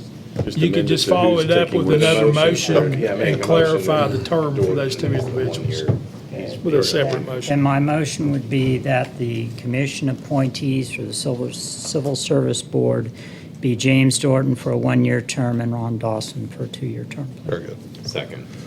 Have a motion and a second. Thank you for keeping us straight on that. Call the roll, please. Commissioner Fowler, Yes. Commissioner Van Brocklin. Yes. Commissioner Wise. Yes. Vice Mayor Brock. Yes. Mayor Tomita. Yes. Next order of business is consideration of the consent agenda. Very good. We'll go to my right. Commissioner Wise, anything you'd like to pull for discussion? No, sir. Commissioner Van Brock? No, but thank you. Vice Mayor Brock? No. Yes. Commissioner Fowler? Very good. No, there is something I want to pull. Okay. A8, please. Okay, A8s.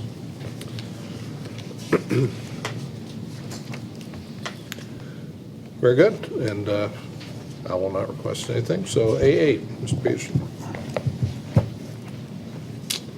Oh, there you are. Phil, you can come forward, please. It's more of a question that, according to this, in May, we went ahead with this and they were going to get $2,500 to move as a moving expense. Self-move. Right, a self-move. And now they have changed their mind and they want a moving company to do it. And we're asking for double that amount for somebody to come in and move. Was there multiple bids on that, or is that just who they picked and how much we're going to pay them? I think we took quotes, but I can't swear to that, Commissioner. Do you know where these people are moving from where to where? No, sir. Because $2,500 and doubling that for somebody else to come in and move seems like an awful lot if they're moving locally especially. 2,500 was the maximum you could get under a self-move. For self-move. And so sometimes people will look at that as a way of getting some additional funds, and it probably was just too much for them. Yeah. Did we pay them $2,500 already and now we're going to? Haven't paid them anything. Okay. Quotes were obtained.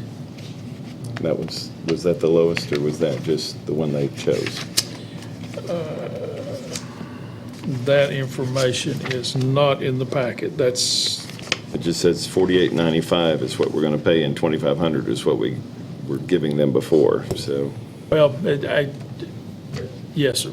The quotes were obtained, and the lowest quote was accepted as summarized on attached Form 107, which is what you and I are looking at. So that was the low quote. The only quote. Looks like the only That's quote. what I was asking, because they only got one quote.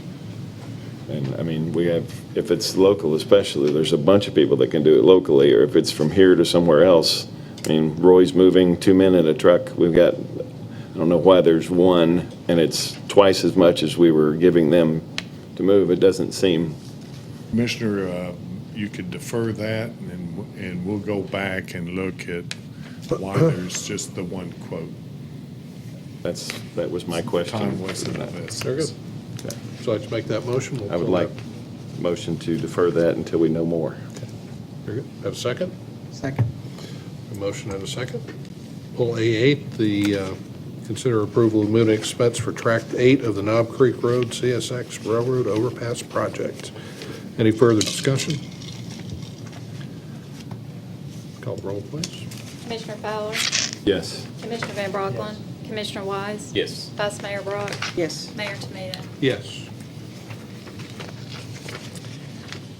Next order of business is consideration of ordinance number 4650-17. Have we voted on the consent agenda, or did we just vote on deferring the one We item? just voted on deferring, so. I'm sorry. Okay. Any discussion of the consent agenda? Move approval. Motion and a second. Call the roll, please. Commissioner Fowler? Yes. Commissioner Van Brocklin? Yes. Commissioner Wise? Yes. Vice Mayor Brock? Mayor Tomita? Yes. Yes? We need a parliamentarian tonight, don't we? Yeah. Thank you, Commissioner Wise. All right. Now we are ready for ordinance 4650-17.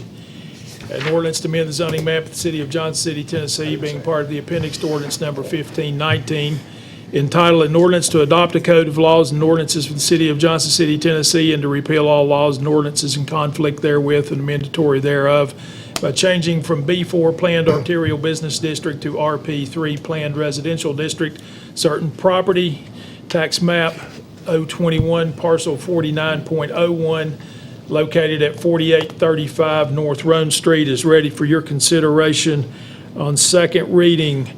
I would remind you, due to the change in date of this meeting, there was not sufficient time to make the proper public notice for public hearing. Public hearings on these ordinances this evening will be held on third reading, which will be December the 4th. Very good. Ms. Carrier? Planning Commission unanimously approved this rezoning at their October meeting. Petitioners Gary Waddell and Tim Carter is the developer on behalf of Claudia Nelson, the owner. Proposal is to construct 29 single-family homes. Concept plan is required and has been submitted. The submitted plan depicts the location of the parcel, building footprints, driveways, new cul-de-sac, sidewalks, open space, and stormwater detention. Petitioner conducted the required neighborhood meeting on October 9th. During the public hearing notice, we received several phone calls of residents, and they were fielded by staff, which were supportive of this rezoning. During the Planning Commission, Tim Carter spoke on behalf of the owner and on behalf of the request, and no one spoke in opposition. Staff recommends approval of this rezoning. The land use plan has designated this area as being suitable for residential and commercial. The lot is large enough to accommodate the split zoning of B4 along the highway frontage with RP3 in the back. It's not out of character with the surrounding area, as there exists a transition of increased density as you move towards the commercial corridor. The request will not create a burden on our existing utilities. Move approval. Have a motion. Do I have a second? Second. Motion and a second and a second. Any further discussion? Call the roll, please. Commissioner Fowler? Yes. Commissioner Van Brocklin? Commissioner Wise? Yes. Vice Mayor Brock? Mayor Tomita? Yes. Next order of business is a consideration of a resolution for the Isaacs annexation in conjunction with ordinance number 4652-17. A resolution to annex certain property located within the 11th Civil District of Washington County, Tennessee, adjoining the present corporate boundaries of the city of Johnson City, Tennessee, and to incorporate the same within the corporate boundaries of the city of Johnson City, Tennessee, said property being known as the Isaacs annexation. to zone said property R2A, low-density residential as described herein, and to amend the zoning map of the city of Johnson City, Tennessee accordingly, being a part of the appendix to ordinance number 1519, is ready for your consideration on second reading. Very good. Ms. Carrier? Yes, this is an owner-initiated annexation, just over 14 acres of land. It's located at the end of Harbor Approach and Oliver Approach. Water and sewer are available to the property, and we do recommend the R2A zoning, which allows for the single-family residents that are consistent with the immediate area. Staff does recommend approval. Move approval. Got a motion? Second? Second. Have a motion and a second. Any further discussion? Call the roll, please. Commissioner Fowler, Yes. Commissioner Van Brocklin, Commissioner Wise, Yes. Vice Mayor Brock, Mayor Tumita. Yes. Since this is just the other side of the same coin, I would go ahead and just make a motion. We would approve applying the zone to this annexation. Second. All right, motion and a second. Do you feel cheated by not making your presentation? Very good. We'll let you talk more at third reading. Thank you. Call the roll, please. Commissioner Fowler, Yes. Commissioner Van Brocklin. Yes. Commissioner Wise, Yes. Vice Mayor Brock, Mayor Tumita. Yes. Commissioner Wise, Yes, sir. could I get you to clarify your motion that you were making a motion to approve ordinance number 4652-17? 17, that is what I was making the motion. Thank you, sir. It's official now, so you're good. Okay, your next order of business is presentation of departmental dashboards, and Sheriff, we'll start with Development Services, please.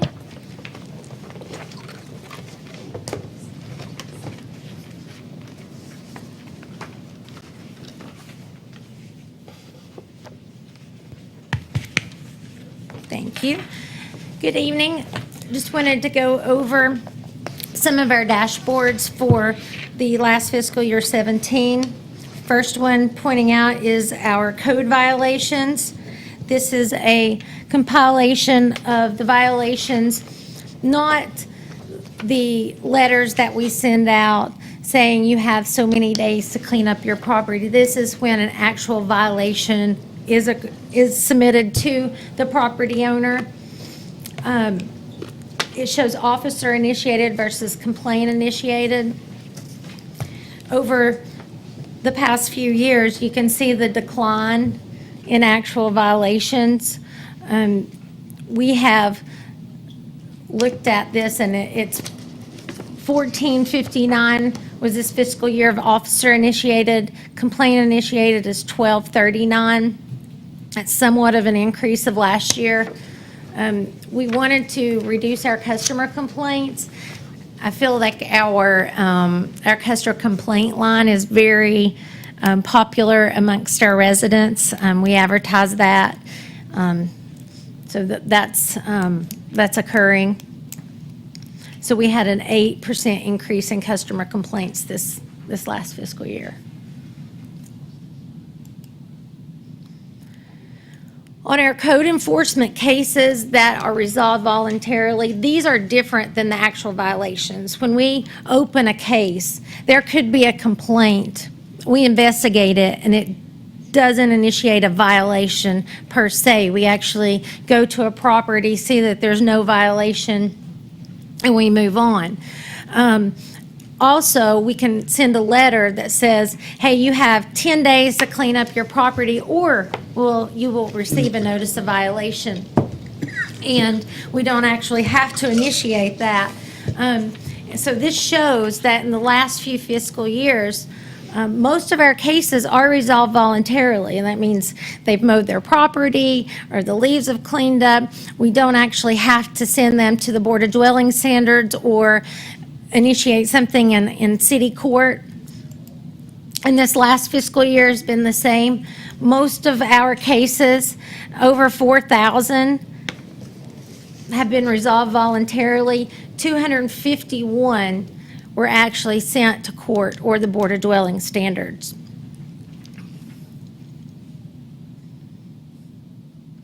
And so we have actually hit the 94% target average for compliance of all those properties. So that would keep our city court and Board of Dwelling Standards very busy if most of those cases had to go in that direction. Also, over the years, we've kept up with how many permits with signs versus sign cleanup totals. It shows that our permitting totals are going up, and we have been working with businesses and sign contractors about permitting and what it means to permit and what needs to be permitted versus not. And this is actually, it's been very productive. We've been working well with them and increasing those permits and ensure that our zoning regs are followed. On the flip side, on the sign cleanup totals, most of those smaller signs that are in our right-of-way and in the cleanup totals aren't your sign companies and your major businesses. It can be the yard sales, it can be the businesses out of the city limits that are trying to direct things. There's also election signs at some point that we have to clean up in the right-of-way. But those are the smaller signs, and we actually have got a tick on the increase this last fiscal year of cleaning up. So 2144 is what we have with the sign cleanup totals. Angie, we have a staff person who goes around and has to pick up all those. And they get taken down to city garage. Yes, ma'am.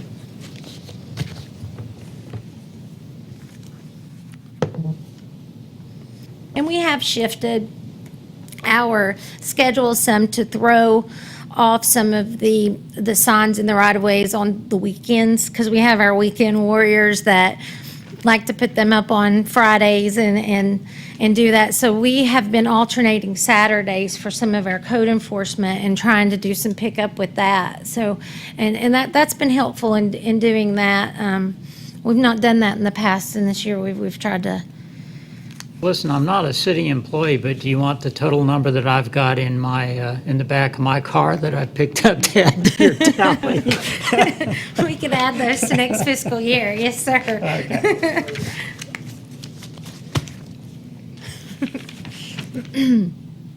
Going out of business sale. Buy a mattress from somebody with a. Next is our residential building plans review.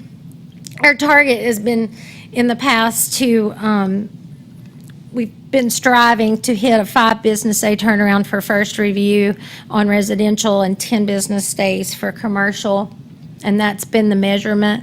We started that measurement when we established ICMA performance measures a few years back, and that was an established measurement. So we've looked at that for fiscal year 17. Out of 111 applications, we actually missed one. And just to show that for new construction of residential, you know, these metrics are great, but we also like to see for the customer what it took to get those applications to permit. In fiscal year 17, of the 111 applications, we averaged 2 permit for residential new 4.71 days. In 16, we had 105 applications, and that was 3.14 days. In the new residential construction, that's that was a good job by the department in getting that done. In just being able to compare this, we looked at some other cities' timelines too. With Bartlett, close in population, they try to work for a 2-day residential turnaround, a 14-day commercial. Franklin, residential and commercial, it's a 10 to 12 day just for site review, and then they add 10 to 15 more days for buildings, and in checking with them, it's usually around a 60-day turnaround process for new construction. So that's in comparison. With our residential additions, there were 4 that were missed out of the 199 applications. And that's just for just additions or alterations or that sort of thing. And in that 2 permit, we hit 2.74 days to permit on those, not just plan turnaround review. On the commercial building plans for fiscal year 17, for new construction, 2 out of the 88 total applications, which is 98% efficiency. For the commercial on 2 permit in hand, it averaged at 6.7 days, which that beats also the review time that we've strived for. Also on the commercial additions and renovations, out of the 250 applications, for new commercial, for additions commercial, 2 permit is 4.75 days. So that was a great efficiency there. And just to give you a little background and give you some things that we've been working on this year, we went live with our new software, which was a massive undertaking. And in that new software overhaul, we changed processes. We looked at changing our technology, and that required training and learning and doing new things. It also overhauled our staff to some extent in learning that new thing, plus trying to get out our reviews. So we had some issues on our first couple of months on that, and that was in August, September. We're clearing up those issues now. Most of the bugs are worked out. And what I can say when it says bugs, you know how you have your iPhone updates and it says update to iOS 1 and it'll clear that bug out of your phone or out of the software? That's what we've been doing. We send those updates to the software company, they rewrite, and we upload that update into our software, and those bugs are worked out. And that's what we've been working through this entire couple of months, is to get those up and running and looking at it. So You've been doing training with some of our builders and. yes, and I have Jim Sullivan here. He's going to talk a little bit about that, about how we've been making contact with staffing issues, and then the some of the things that we're going to do with staff to change some things, as well as working with builders and doing portal training. Also, I wanted Dave McClellan to talk a little bit about, we have worked with the University of Tennessee, we're the Center for Industrial Services, and we're working through a lean process with all the departments. And I wanted him to be able to update you all on a little bit of what we're doing there and what's going to come out of it. Whoever wants to go first.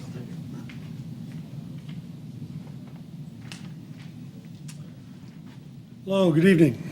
So I wanted to talk a little bit about our new CityView process. CityView is the new software platform that we've adopted in the permits tracking division, basically giving access to all the stakeholders in the development community, access to the permitting process, the inspections process as it goes on. On October 31st, I had a open house with the Home Builders Association here at City Hall, and we did a demonstration of that system. One of the keys to success in this system is that we need to make sure that all the stakeholders buy into the system and they register to become participants in that. So architects, engineers, builders, owners all have in real time access to the process as far as applying for permits, obtaining inspections, and getting their final certificates of occupancy. So the system has really jumped us forward light years as to where we were before in the process and how we dealt with permits. We're actively engaged with the Home Builders Association and the Association of General Contractors, trying to get those companies to sign up and to sign up all of their subcontractors so that they can better manage their projects. They can use this as a management tool to help schedule their inspections and to manage their subcontractors' activities on these projects. And they're starting to see the benefits of that right now. Some of our larger developers have already been using that system to great success, and they're able to see the benefits of that. We're making some staffing changes as well. We're hiring a full-time permit technician who's going to help us tremendously with our process as far as plans intake and routing of information from the construction document perspective, making sure that we have quality construction documents coming into the process so that the builders will be able to get their permits a little bit more quickly, and that the quality of the construction will be a little bit better up front so that we can get through the inspection processes a lot more smoothly than we have in the past as well. So those are some of the changes that we're making. We're also right now hiring 2 more building inspectors that we're replacing through attrition. And we also have a new secretary that'll be coming on board soon. So we've got pretty significant turnover in the building department that we're dealing with. But we're looking forward to that as well. Tim, how difficult is it to recruit and find qualified building instructors? I'm glad you asked that question. What's your challenge? Challenge right now is, as in the trades in general, and you've probably heard this from the development community, it's very, very difficult to find qualified tradespeople. This generation right now, there's a real concerted effort among the Home Builders Association nationally, the International Code Council, and all of your national building groups, trying to promote construction as a trade and as a viable career for young people coming in. The average age in the construction community right now is in the late 50s for construction personnel. And we are looking at, we are on the edge of a cliff, if you will, of people that are going to be retiring in the United States from the trades. The trades is where we get our quality construction inspectors, and it's very, very difficult to bring somebody in off the street that doesn't have any experience and to put them into a construction environment and give them any credibility to perform inspections or to perform plan reviews. So we're working very, very hard to try to find qualified people. They don't grow on trees, and it's a difficult thing. The ones that are right now, the people that are best qualified are gainfully employed.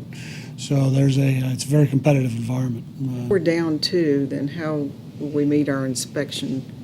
Right now, demands? we're working through that with staff that we have on hand. We've got one in process. Hopefully, we'll be making a hire fairly soon for one building inspector, and we're continuing with the interviews to bring the other one on very soon. So I hope to fill both of those positions within the next 30 days.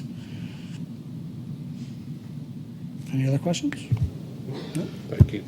Very much. Good evening. I'm Dave McClellan, Plans and Construction Coordinator in Development Services and Building Department.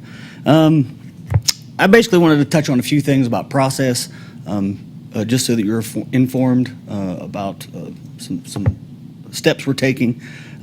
You'd heard earlier, someone had mentioned involvement with the lien process. We are meeting with Mr. Dan Brown, who is basically a lien expert to help us streamline. I don't know how many of you are familiar with lien. I really wasn't prior to meeting Mr. Brown. Had a general idea what it was about. But basically what it does is it takes a look at how you're spending your time and what's going on between one step and the next. What it aims to do is to basically trim the fat, make the process as lean as possible so that your time frames are shrunk and you actually spend your time doing what you need to do to get to the end result. It's been a great group effort so far. It's cross-departmental, so we get folks from all the different departments that are involved with the review process together, and we basically pick apart the process, make sure that we're doing everything as efficiently as possible. We meet every several weeks, basically based on Mr. Brown's availability, I believe, and make improvements each time. We're finding that the front end of this process is where we're seeing the biggest need for help or further development at this time, and the new hire of the plans tech, I believe, is going to help us relieve that need greatly. As they'd mentioned, we're up against 2 different things, basically. New software, which changes the process, and truncating our time frames to the best of our ability. I'd also like to mention that we have some weekly plans review meetings. So we're getting together, everyone involved, to make sure everything's transparent, everybody's on the same page. We all get together, meet in one room and say, here's what we have in front of us, what's outstanding, who needs to do what first, It's all staff or? Absolutely. With the Yeah, absolutely. requester? Yeah, it's completely internal staff. It is cross-departmental. Everyone's represented as they need to be. But basically, we want to make sure that everyone's held accountable for their portion of the review. Since it is cross-departmental, sometimes it's difficult to hold anyone responsible, but in that atmosphere, we can hold each other responsible, really. So that's been productive. Transparency is really one of the biggest things that we've been aiming for throughout the whole process. Do any of you have any questions in relation to the process that we have in place, or where we might be going with what we're doing right now? Could you address a little bit, Dave, the kind of the communication back with the customer? Absolutely. How is that taking place? Yeah, the transparency that I mentioned is really key with the new software we brought on board. If they choose to participate, it's not mandatory, but it's always to their benefit if they do. Every aspect of the process is completely transparent through the internet. So if, let's say you're a builder, architect, engineer, owner, whoever you might be that has some skin in the game on whatever the project might be, they can log into the project and see exactly where it's at and what's happening with it. So they can see where it is in review. They don't necessarily have to call in, hey, what's going on? And then you play some phone tag. They have the live information. We enter the review, it's available to them. And then as we go through, we issue the permits. They can see which permits have been issued, what inspections have been done, follow it through all the way to the end of the process. So the new software has been greatly beneficial in that framework. However, we do want to be flexible to people that apply for permits, and everyone can still bring in a roll of paper, paper plans, hand those to us. It doesn't have to be electronic. It's whatever's most convenient for them. And we keep a good email communication going back and forth between everyone involved to the best of our ability. Whenever I say that, I mean everyone involved. As strange as it may be, we're not always provided the emails for everyone involved, so we typically have one or two primary contacts that we keep most updated, and then it's their responsibility on there and spread that information. That's good. Yeah, okay. Thank you. Okay. Anything Thank else? you. Okay, thanks. And I have one last slide. Our subject, a replat history. We started measuring this last year. Replats are what we do in-house. It's a smaller plat that staff does administratively, and we try to keep that to a minimum. And right now, year-to-date average for fiscal year 17 is 4.4 days.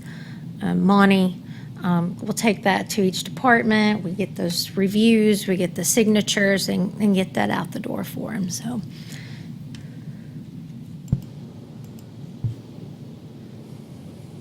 Any questions? Very good. Any questions?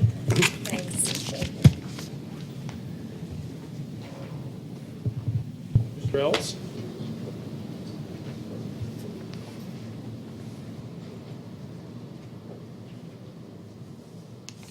Good evening. Thank you for allowing us to come and present our dashboard presentation this evening. During the hour, I'll dive right in. Our first slide that we will show is our athletic youth online registration. I understand that while there is no true national average, in speaking with other recreation professionals across the state at our state recreation conference just this last month, we found the comfort zone of 65 to 75%. Therefore, we have set a goal of our own of 70%. As you will see in FY 2016, we exceeded that goal by 2%. In FY 17, we realized a decrease of about 8%. A couple of factors in that. One, there was a decrease of about 270 children in our youth soccer program in FY 17. We attribute that to a couple of factors. One being there are two travel organizations now that exist out there, and more children are going toward travel sports, whether it be soccer, baseball, or whatever the case may be. The other is the department is always trying to be creative with the dates for programming. And in the fall, as you know now with the fall break, it's a challenge to try to play the recreation soccer program and accommodate every school's fall break. So we backed the season up just a little bit this year, and I really do think that hurt our numbers somewhat. So next year, we're looking at moving that back. James, what's the Yes, ma'am. gross number of little athletes do we have in our soccer program? Right now in soccer, the number that was reported to me for the fall of 2017 was 1,110 players. In basketball, which we just concluded registrations for this year, we have 681 players. We saw a little bit of a decrease in our fall soccer, as I said. Also, we had a small decrease in our youth tennis, youth girls softball, and even youth girls t-ball program. In conversation with Mr. Carmichael, our athletic director, just this afternoon, he assured me that right now our fall numbers were at 74%. So we're exceeding our own goal right now by 4%. And I'm optimistic having the fall registration in for soccer and basketball. The spring numbers will not be down that much to where hopefully we'll meet 70% there. So we're very optimistic that will happen. Okay. A new program that I'm excited to be more involved with now is our Senior Services Division Silver Sneakers program. In speaking with Ms. Fogel and Ms. Campbell today, what I'll need to point out to you is that in 2013, and these are visits, not participants, that's reflected on the slide. However, I will tell you in 2013, those numbers consisted of 278 participants, and we only made the program available to fitness room participants only. The following year, in 2014, we added the Splash program in aquatics. The program grew to 340 participants. Then we jumped to 2015, and we had 476 participants. FY 2016, we had 586 participants.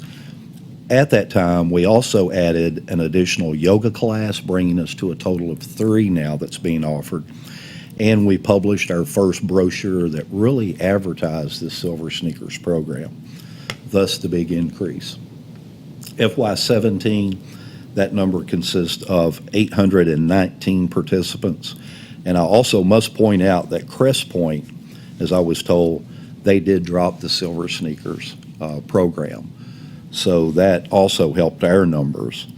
Going forward, right now for FY 2018, I was told that we are already averaging 2,084 visits per month. Crest Point basically dropped everything, so. Yes. Yeah. So you weren't singled out. Yeah, don't feel bad, right? But we're happy about it. Okay. I will say, though, and it's somewhat of a concern to Ms. Fogel, our Senior Services Manager, that United Healthcare, AARP, is dropping some of their Silver Sneakers programming going forward. We have identified that we do have 55 participants that are in their program, but we're not sure yet how that will affect our numbers. So how does that work? So the insurance companies reimburse We receive, MPCC? as I understand, we receive $3 per participant per day, up to 10 visits per month. And at that point in time, your other visits are free. And we have a variety now of programs in our senior program that you can come and participate in. One is our billiards program, believe it or not, our fitness room, pickleball, table tennis, senior basketball, all of the aquatics programs being Splash, Classic, our yoga classes, line dance, ballroom dance lessons, lap swim, open therapy. So the offerings are numerous for participants. Okay. Our next one, and this has been a topic of discussion more recently, is the cost to maintain a rectangular field.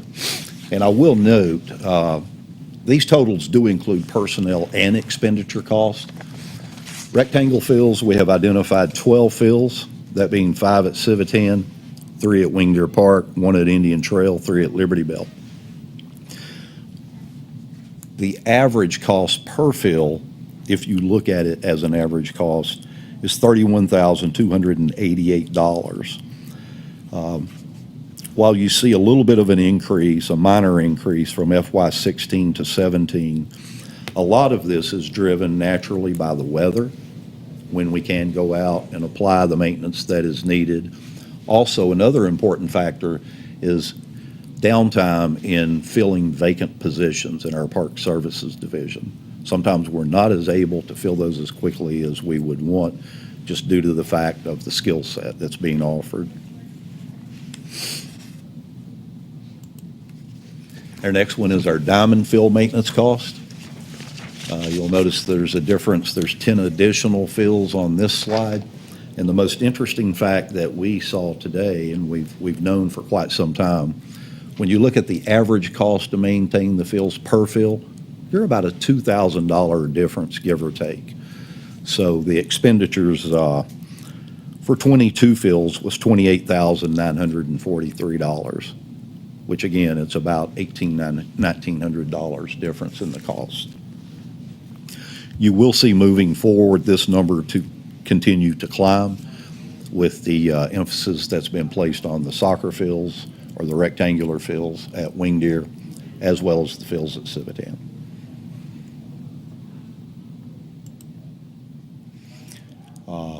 Uncharted waters per se for me, but Pine Oaks Golf Course. And I do have Mr. Hughes here this evening. Our goal for 2017 was 21,000 rounds of golf. We achieved 106% of that goal. You will see we probably lost about 1,000 rounds of golf. And in speaking with Mr. Hughes this afternoon, that equates to about $50,000 in revenue total for our golf courses. What do you attribute that loss? We look, I think that was weather-related during the months of July, August, and September. This year, we did have unusually extreme heat, and we had a lot of rain this year. That not only affected our golf program, but it also affected all the other athletic programming in Parks and Recreation as well. Is there a number at Pine Oaks as to what the kind of maximum number of rounds would be, assuming? I would have to defer to Mr. Hughes on that question. 30,000 plus easily. Good evening, Commission. I think the number that we've used in the past as a benchmarking is that 62,000 number that was records back in the 90s. in the day. Yes, sir. Okay.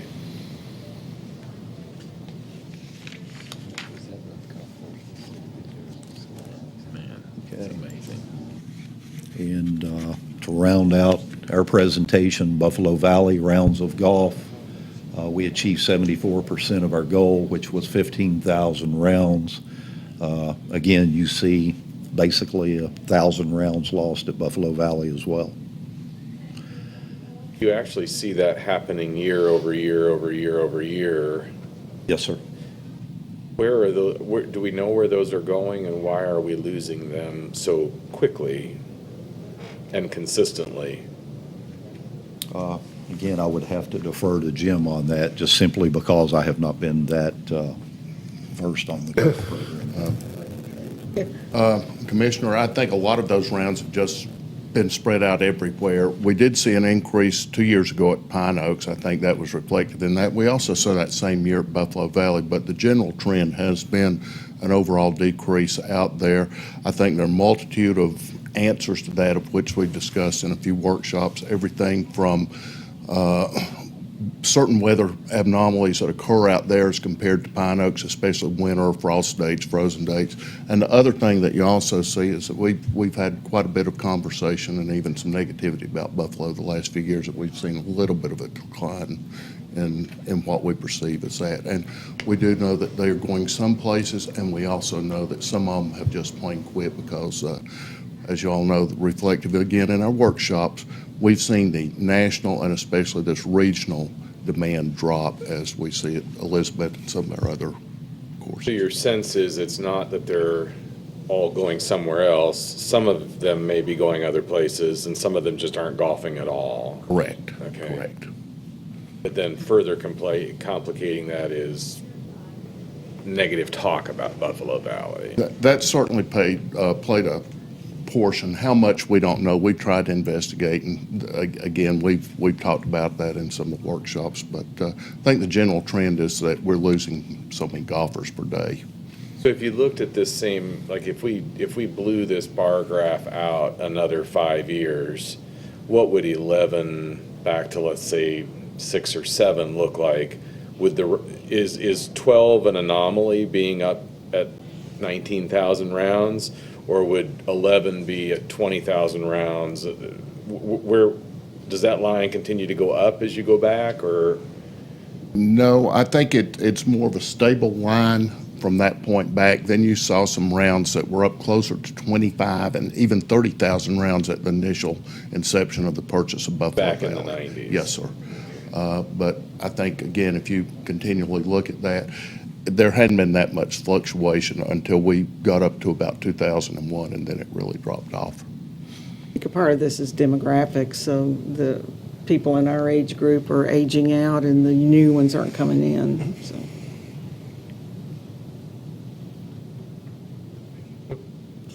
Kind of confirms our decision to close. Concludes our presentation. Happy to answer any other questions. Any questions? Yeah, Mr. Allison, got a question. Well, actually, not a question. I've got a question for the commission. Our last meeting, we had a fairly long presentation about the sports complex, and it's been getting a lot of discussion, a lot of press, a lot of coverage. And I've been on the commission since 2013, and it seems like every time we talk about sports complexes or fields, we go back to the same piece of property on Bristol Highway. We even went so far as to invite the owners of some adjacent property to the next meeting. I'm not sure how wise that is, and I'm not sure a realtor would tell you to do that. But when we saw the price tag, I personally was a little shocked. I mean, I support sports tourism, but I also think we owe our residents capacity as well, and that doesn't necessarily have to make it all on one complex. And I enjoy what we do up here a lot, but I also don't like spinning wheels, and it seems like we just keep going back to the same piece of property. And what I'd like to ask my colleagues here is, one thing that we're coached on is that perhaps we don't give guidance as to where what we'd like to see done. And I'd just like some guidance from the commission. If we still want to take a look at this property and keep recycling that through every presentation we get when we talk about new fields, well, I guess that's the way it's going to be. But I can't make the numbers work on $20 million plus that particular piece of property. The price has gone up from the time we looked at it initially in 2013, and by the time we acquire the property and do and get it ready to build, I mean, we're looking at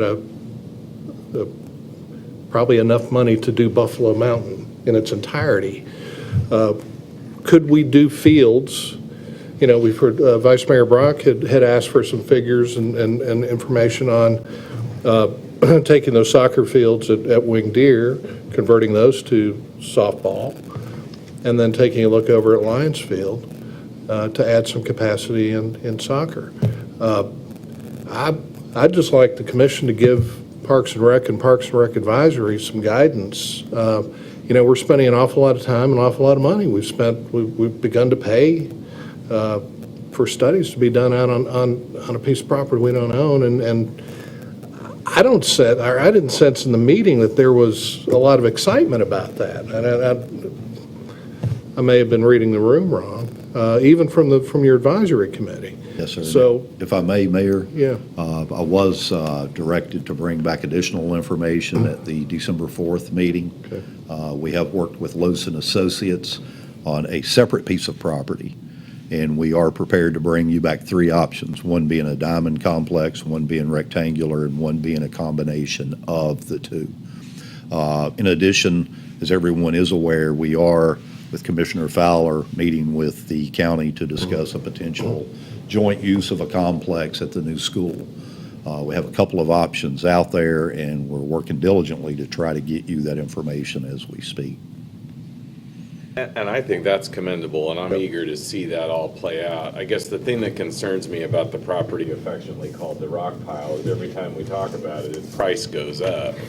And so I guess I just, I hate to see staff and advisory committees expend a lot of time talking about a parcel that's going to require an acquisition that appears to be pricing itself out of the market, even at its earliest price. It seems perhaps a stretch and maybe not the most ideal place to try to make flat. I don't know that I would make a decision tonight, but I guess I would just kind of say I'm not real excited about that particular parcel and spending $1 million on it. I guess I'll weigh in a little bit as well. I appreciate all the work that staff put on trying to get the cost of the complex nailed down a little bit. I thought we really needed to have that. I appreciate the work the Visitors and Convention Bureau has done as far as what they think the number of additional tournaments we might bring in might generate. And I hope, and I know there's a divided feeling about this on the part of the commission, I would hope that you'll finish looking at the other piece of property for rectangular fields and not get close to the end point on that and not finish it out. I think it's important for the commission to see those numbers, even understanding that there may be no resolve on the part of this body to move forward on it. I think we need to know what the needs are, what the possibilities are, what could come of it, and what the costs are, and what the economic return is. That said, I can't say that I was particularly surprised at the numbers that came back for the complex. Nor was I, unfortunately, surprised about what the direct economic return to our general fund would be in building the diamonds up there on the rock pile and the Sells property. I hoped that I would see differently. And that's why I wanted to see those numbers and why I wanted to see that fleshed out so that I understood really what's possible. What we know is possible based upon that is if we build this complex, we can probably generate enough coming into our general fund, plus there's going to be some monies coming to the schools on the sales tax to take care of maintenance and personnel. Equipment probably would not add into that and be covered. And we know that the debt service on acquiring the property and building the facility is not going to be covered.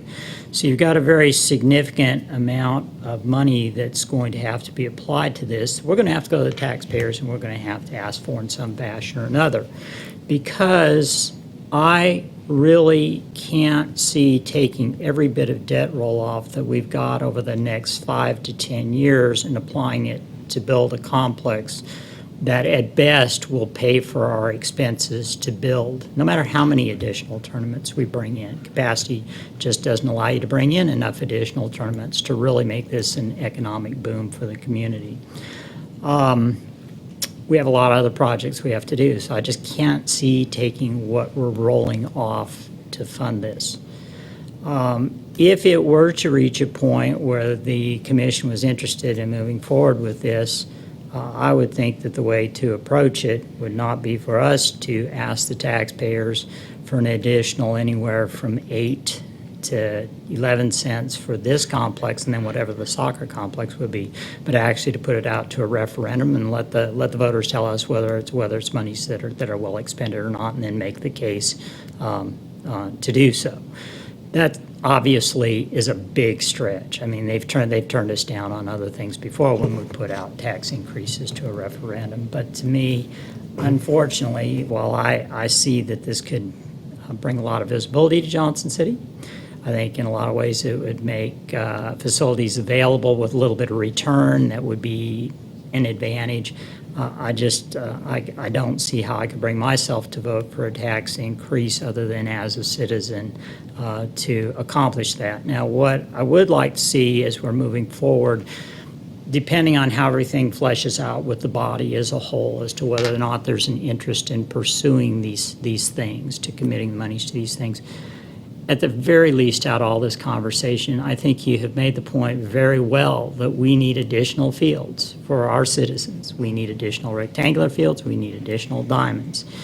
And so I would hope at the very least what we get out of this is an understanding of what exactly those needs are as far as the number of fields and how we can go about utilizing potentially land that we already own to either adjust things on pieces of property that are already developed or build new things on pieces of property that we have. And I would certainly be committed to the application of monies to do that. I think that's going to be a lot more realistic as far as what our capacity is than to build the complexes. So just kind of summarize real quickly, I really appreciate all the work that you put to this. I really do. I asked for it. You guys followed through. You guys got me what I needed. You gave me the numbers that I hoped I wouldn't see. But the numbers are what they are. And at the very least, I want you to understand that I think we do have needs. I think you've made those very clear. But I think that from my standpoint, the monies we invest are more towards what we need to do for our own citizens to give them the play that they need rather than so much looking at complexes. You know, the comment was made, I believe it was by Commissioner Wise in one of our meetings, is that, you know, we can spend $30 million on a complex and we're going to be the, you know, we'll be the leader until Greenville decides to spend $40 million, Kingsport $50 million. And Or somebody with flatter land, $20 million and gets more for it. So, again, I don't want to speak for the commission. I would like to speak for myself to say I absolutely believe we need to add capacity to the system. Absolutely. But to be $6-7 million in before we even start cutting the field, that just doesn't make good sense to me. And I've heard many analyses thrown around of how things will pay. Most of them, we're only factoring gross revenues, including tournament fees, which we don't see. So secondarily, I think it's important that we think about sports tourism and having those. But I think primarily we have to think about where we put them for our citizens to add that capacity. And that doesn't have to be on one site. And that really could be on property we already own. And I would also suggest that really nothing should be sacred. I've heard you guys have been told not to look at certain things because things would never go through. I don't know. They might. Heard rectangular fields down by what used to be the water. I don't know. So to go out and give us options and work our way up, and if we decide that the $30 million complex is what we want, I don't sense a lot of support for that. Let's do something we can get done. If we do a referendum, we'd have to wait till November, or I guess we could put it on in May if we wanted to. But I would be very surprised if that would pass. So let's take a look at what we do have capacity for. I mean, essentially, the one project that was presented to us would eat up every bit of debt service we have rolled off. Is that the only thing we need? Is that the only thing we want? I don't think so. There are other things we need to do, so we have to balance it out a little bit. And again, I do want to thank you for you guys did a great job presenting that. You didn't, it wasn't your fault it came in what it came in at. And we'll be happy, Mayor, to bring back December 4th the other property that is not the rock pile with those three options, as well as some other potential improvements to existing property, if you would like. Yeah. I would like to, if I could just add this, to quote the mayor who quoted me about Winged Deer Park. Is there any way on the footprint of Winged Deer Park, including the waterfront out there, that we could get 5 more diamonds or 4 more diamonds? Is there any? I'm just kind of, you don't have to answer right now, but We can bring look back at that. Absolutely. Is there any way at Civitan Park, including Lions Field, we can get 3 more fields, maybe 1 large one and 2 small ones? That increases our capacity for our own citizens, for our kids who And need the important it. thing to point out is, lived in that world for 25 years as athletic director, so I knew our needs. I had a finger on the pulse. Now, for the past 7 years, Mr. Carmichael's been in that position, and in conversations with him, Mayor, to address our citizens' needs during the week, you're looking at a minimum of 4, realistically 5 diamond fields with 300-foot fences. And, you know, when you're playing 6, 7, 8, 9, 10 o'clock games on the hour at night for our working citizens, that is a challenge to try to give them the recreation they're paying for each night and they deserve. And if he loses one night of rainouts because the schedule's already done for a 2.5-month period, you've been a coach. It's nightmarish to try to reschedule those games. Yep. Sometimes it takes as many as 3 weeks to schedule 20 ball games. In the rectangular world, you know, he's telling me another 4 to 5 rectangular fields should accommodate our needs for some time. I do need to point out, though, before we can look at converting rectangular fields at Civitan to diamonds, we have to have a house for those rectangular sports, because right now we're at capacity in recreation play with that. So The other part of that, we talked about it the other night, was can we build a couple of rectangular fields at some of our bigger elementary schools that have the space? Or can we just go ahead and groom up the fields that exist there, at least for the small league play, that would take some of the pressure off? You know, I that think you've got those your are local. possibilities. Yeah. Yes, and we'll look I at mean, that. buying soccer goals is a lot less expensive, and marking the space. And buying land, And yes. Yeah. Well, and to that point, I walked past a big open area where the former Fairmount Elementary School used to sit, and I don't know dimensionally exactly what that footprint is, but it sure looks like it might almost The be a younger rectangle. kids, it's great, yeah. And it's already level, and it's in the middle of a community, and I could imagine that even if it doesn't get the sports complex, it gives you somewhere else to put play. Absolutely, Commissioner, and it gives us extra practice fields for our teams who sorely miss that. Pressure off of the fields that we could use for tournaments. We'd rather have them practicing on an Absolutely. unkept field. I mean, Absolutely. we practiced when we ran, you know, I've coached Fairmont teams, and when we couldn't get a space, we just went out back. That was when the old school was there.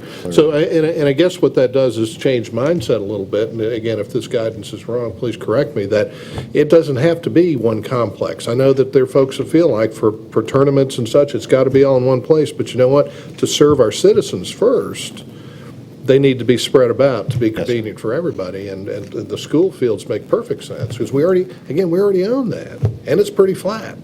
So, When you bring back that plan, then bring back the increased operating cost for Parks and Rec that's going to be needed to take care of Yes. these new fields. Absolutely. What the I was cost going to of- say, there Right. would be a cost associated. Yeah. I'd say it's a site less than $20 million. I don't know that I can Yeah. get you that number by December 4th, but we'll work very diligently to try to Well, bring you'll have a that. pretty good idea with what you're dealing with the county right We now. do. And again, we've We got to do. keep in the back of our minds, that's looking. That's another option for us. We, Like a good thanks to option. Commissioner Fowler Yeah. and their liaison, we've had 2 meetings now. They have been productive meetings.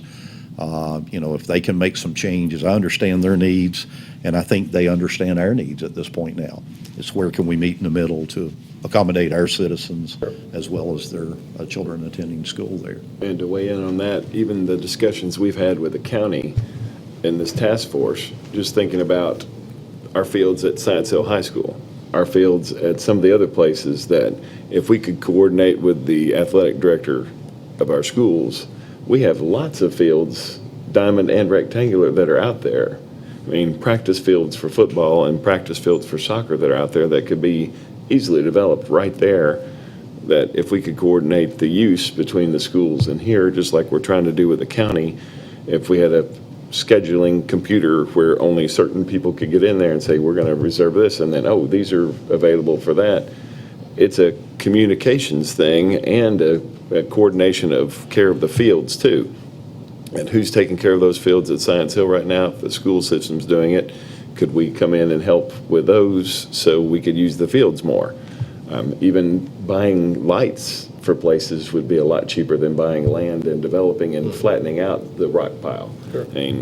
So, you know, those are things we could look at too, besides what we're doing with the county. Just look at our city schools and city schedules and figuring out when can we use these things for our citizens when the school's not out at some of these fields, and just, we got lots of parking at Freedom Hall that may not be used during the day, that we could just park people there and have fields on either side of that. That's pretty darn easy access for our citizens.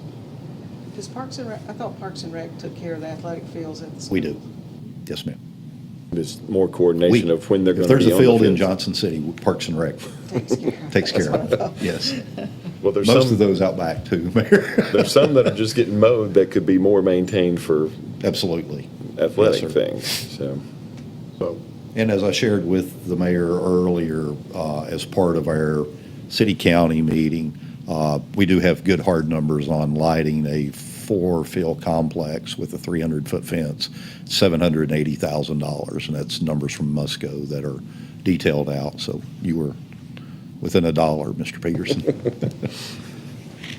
Well, again, thank you, and I hope that gives some direction. That does, yes, sir. We'll work diligently to try to get you that information as quickly as possible. Very good. Thank you. Look forward Thank to you. seeing that. Thanks.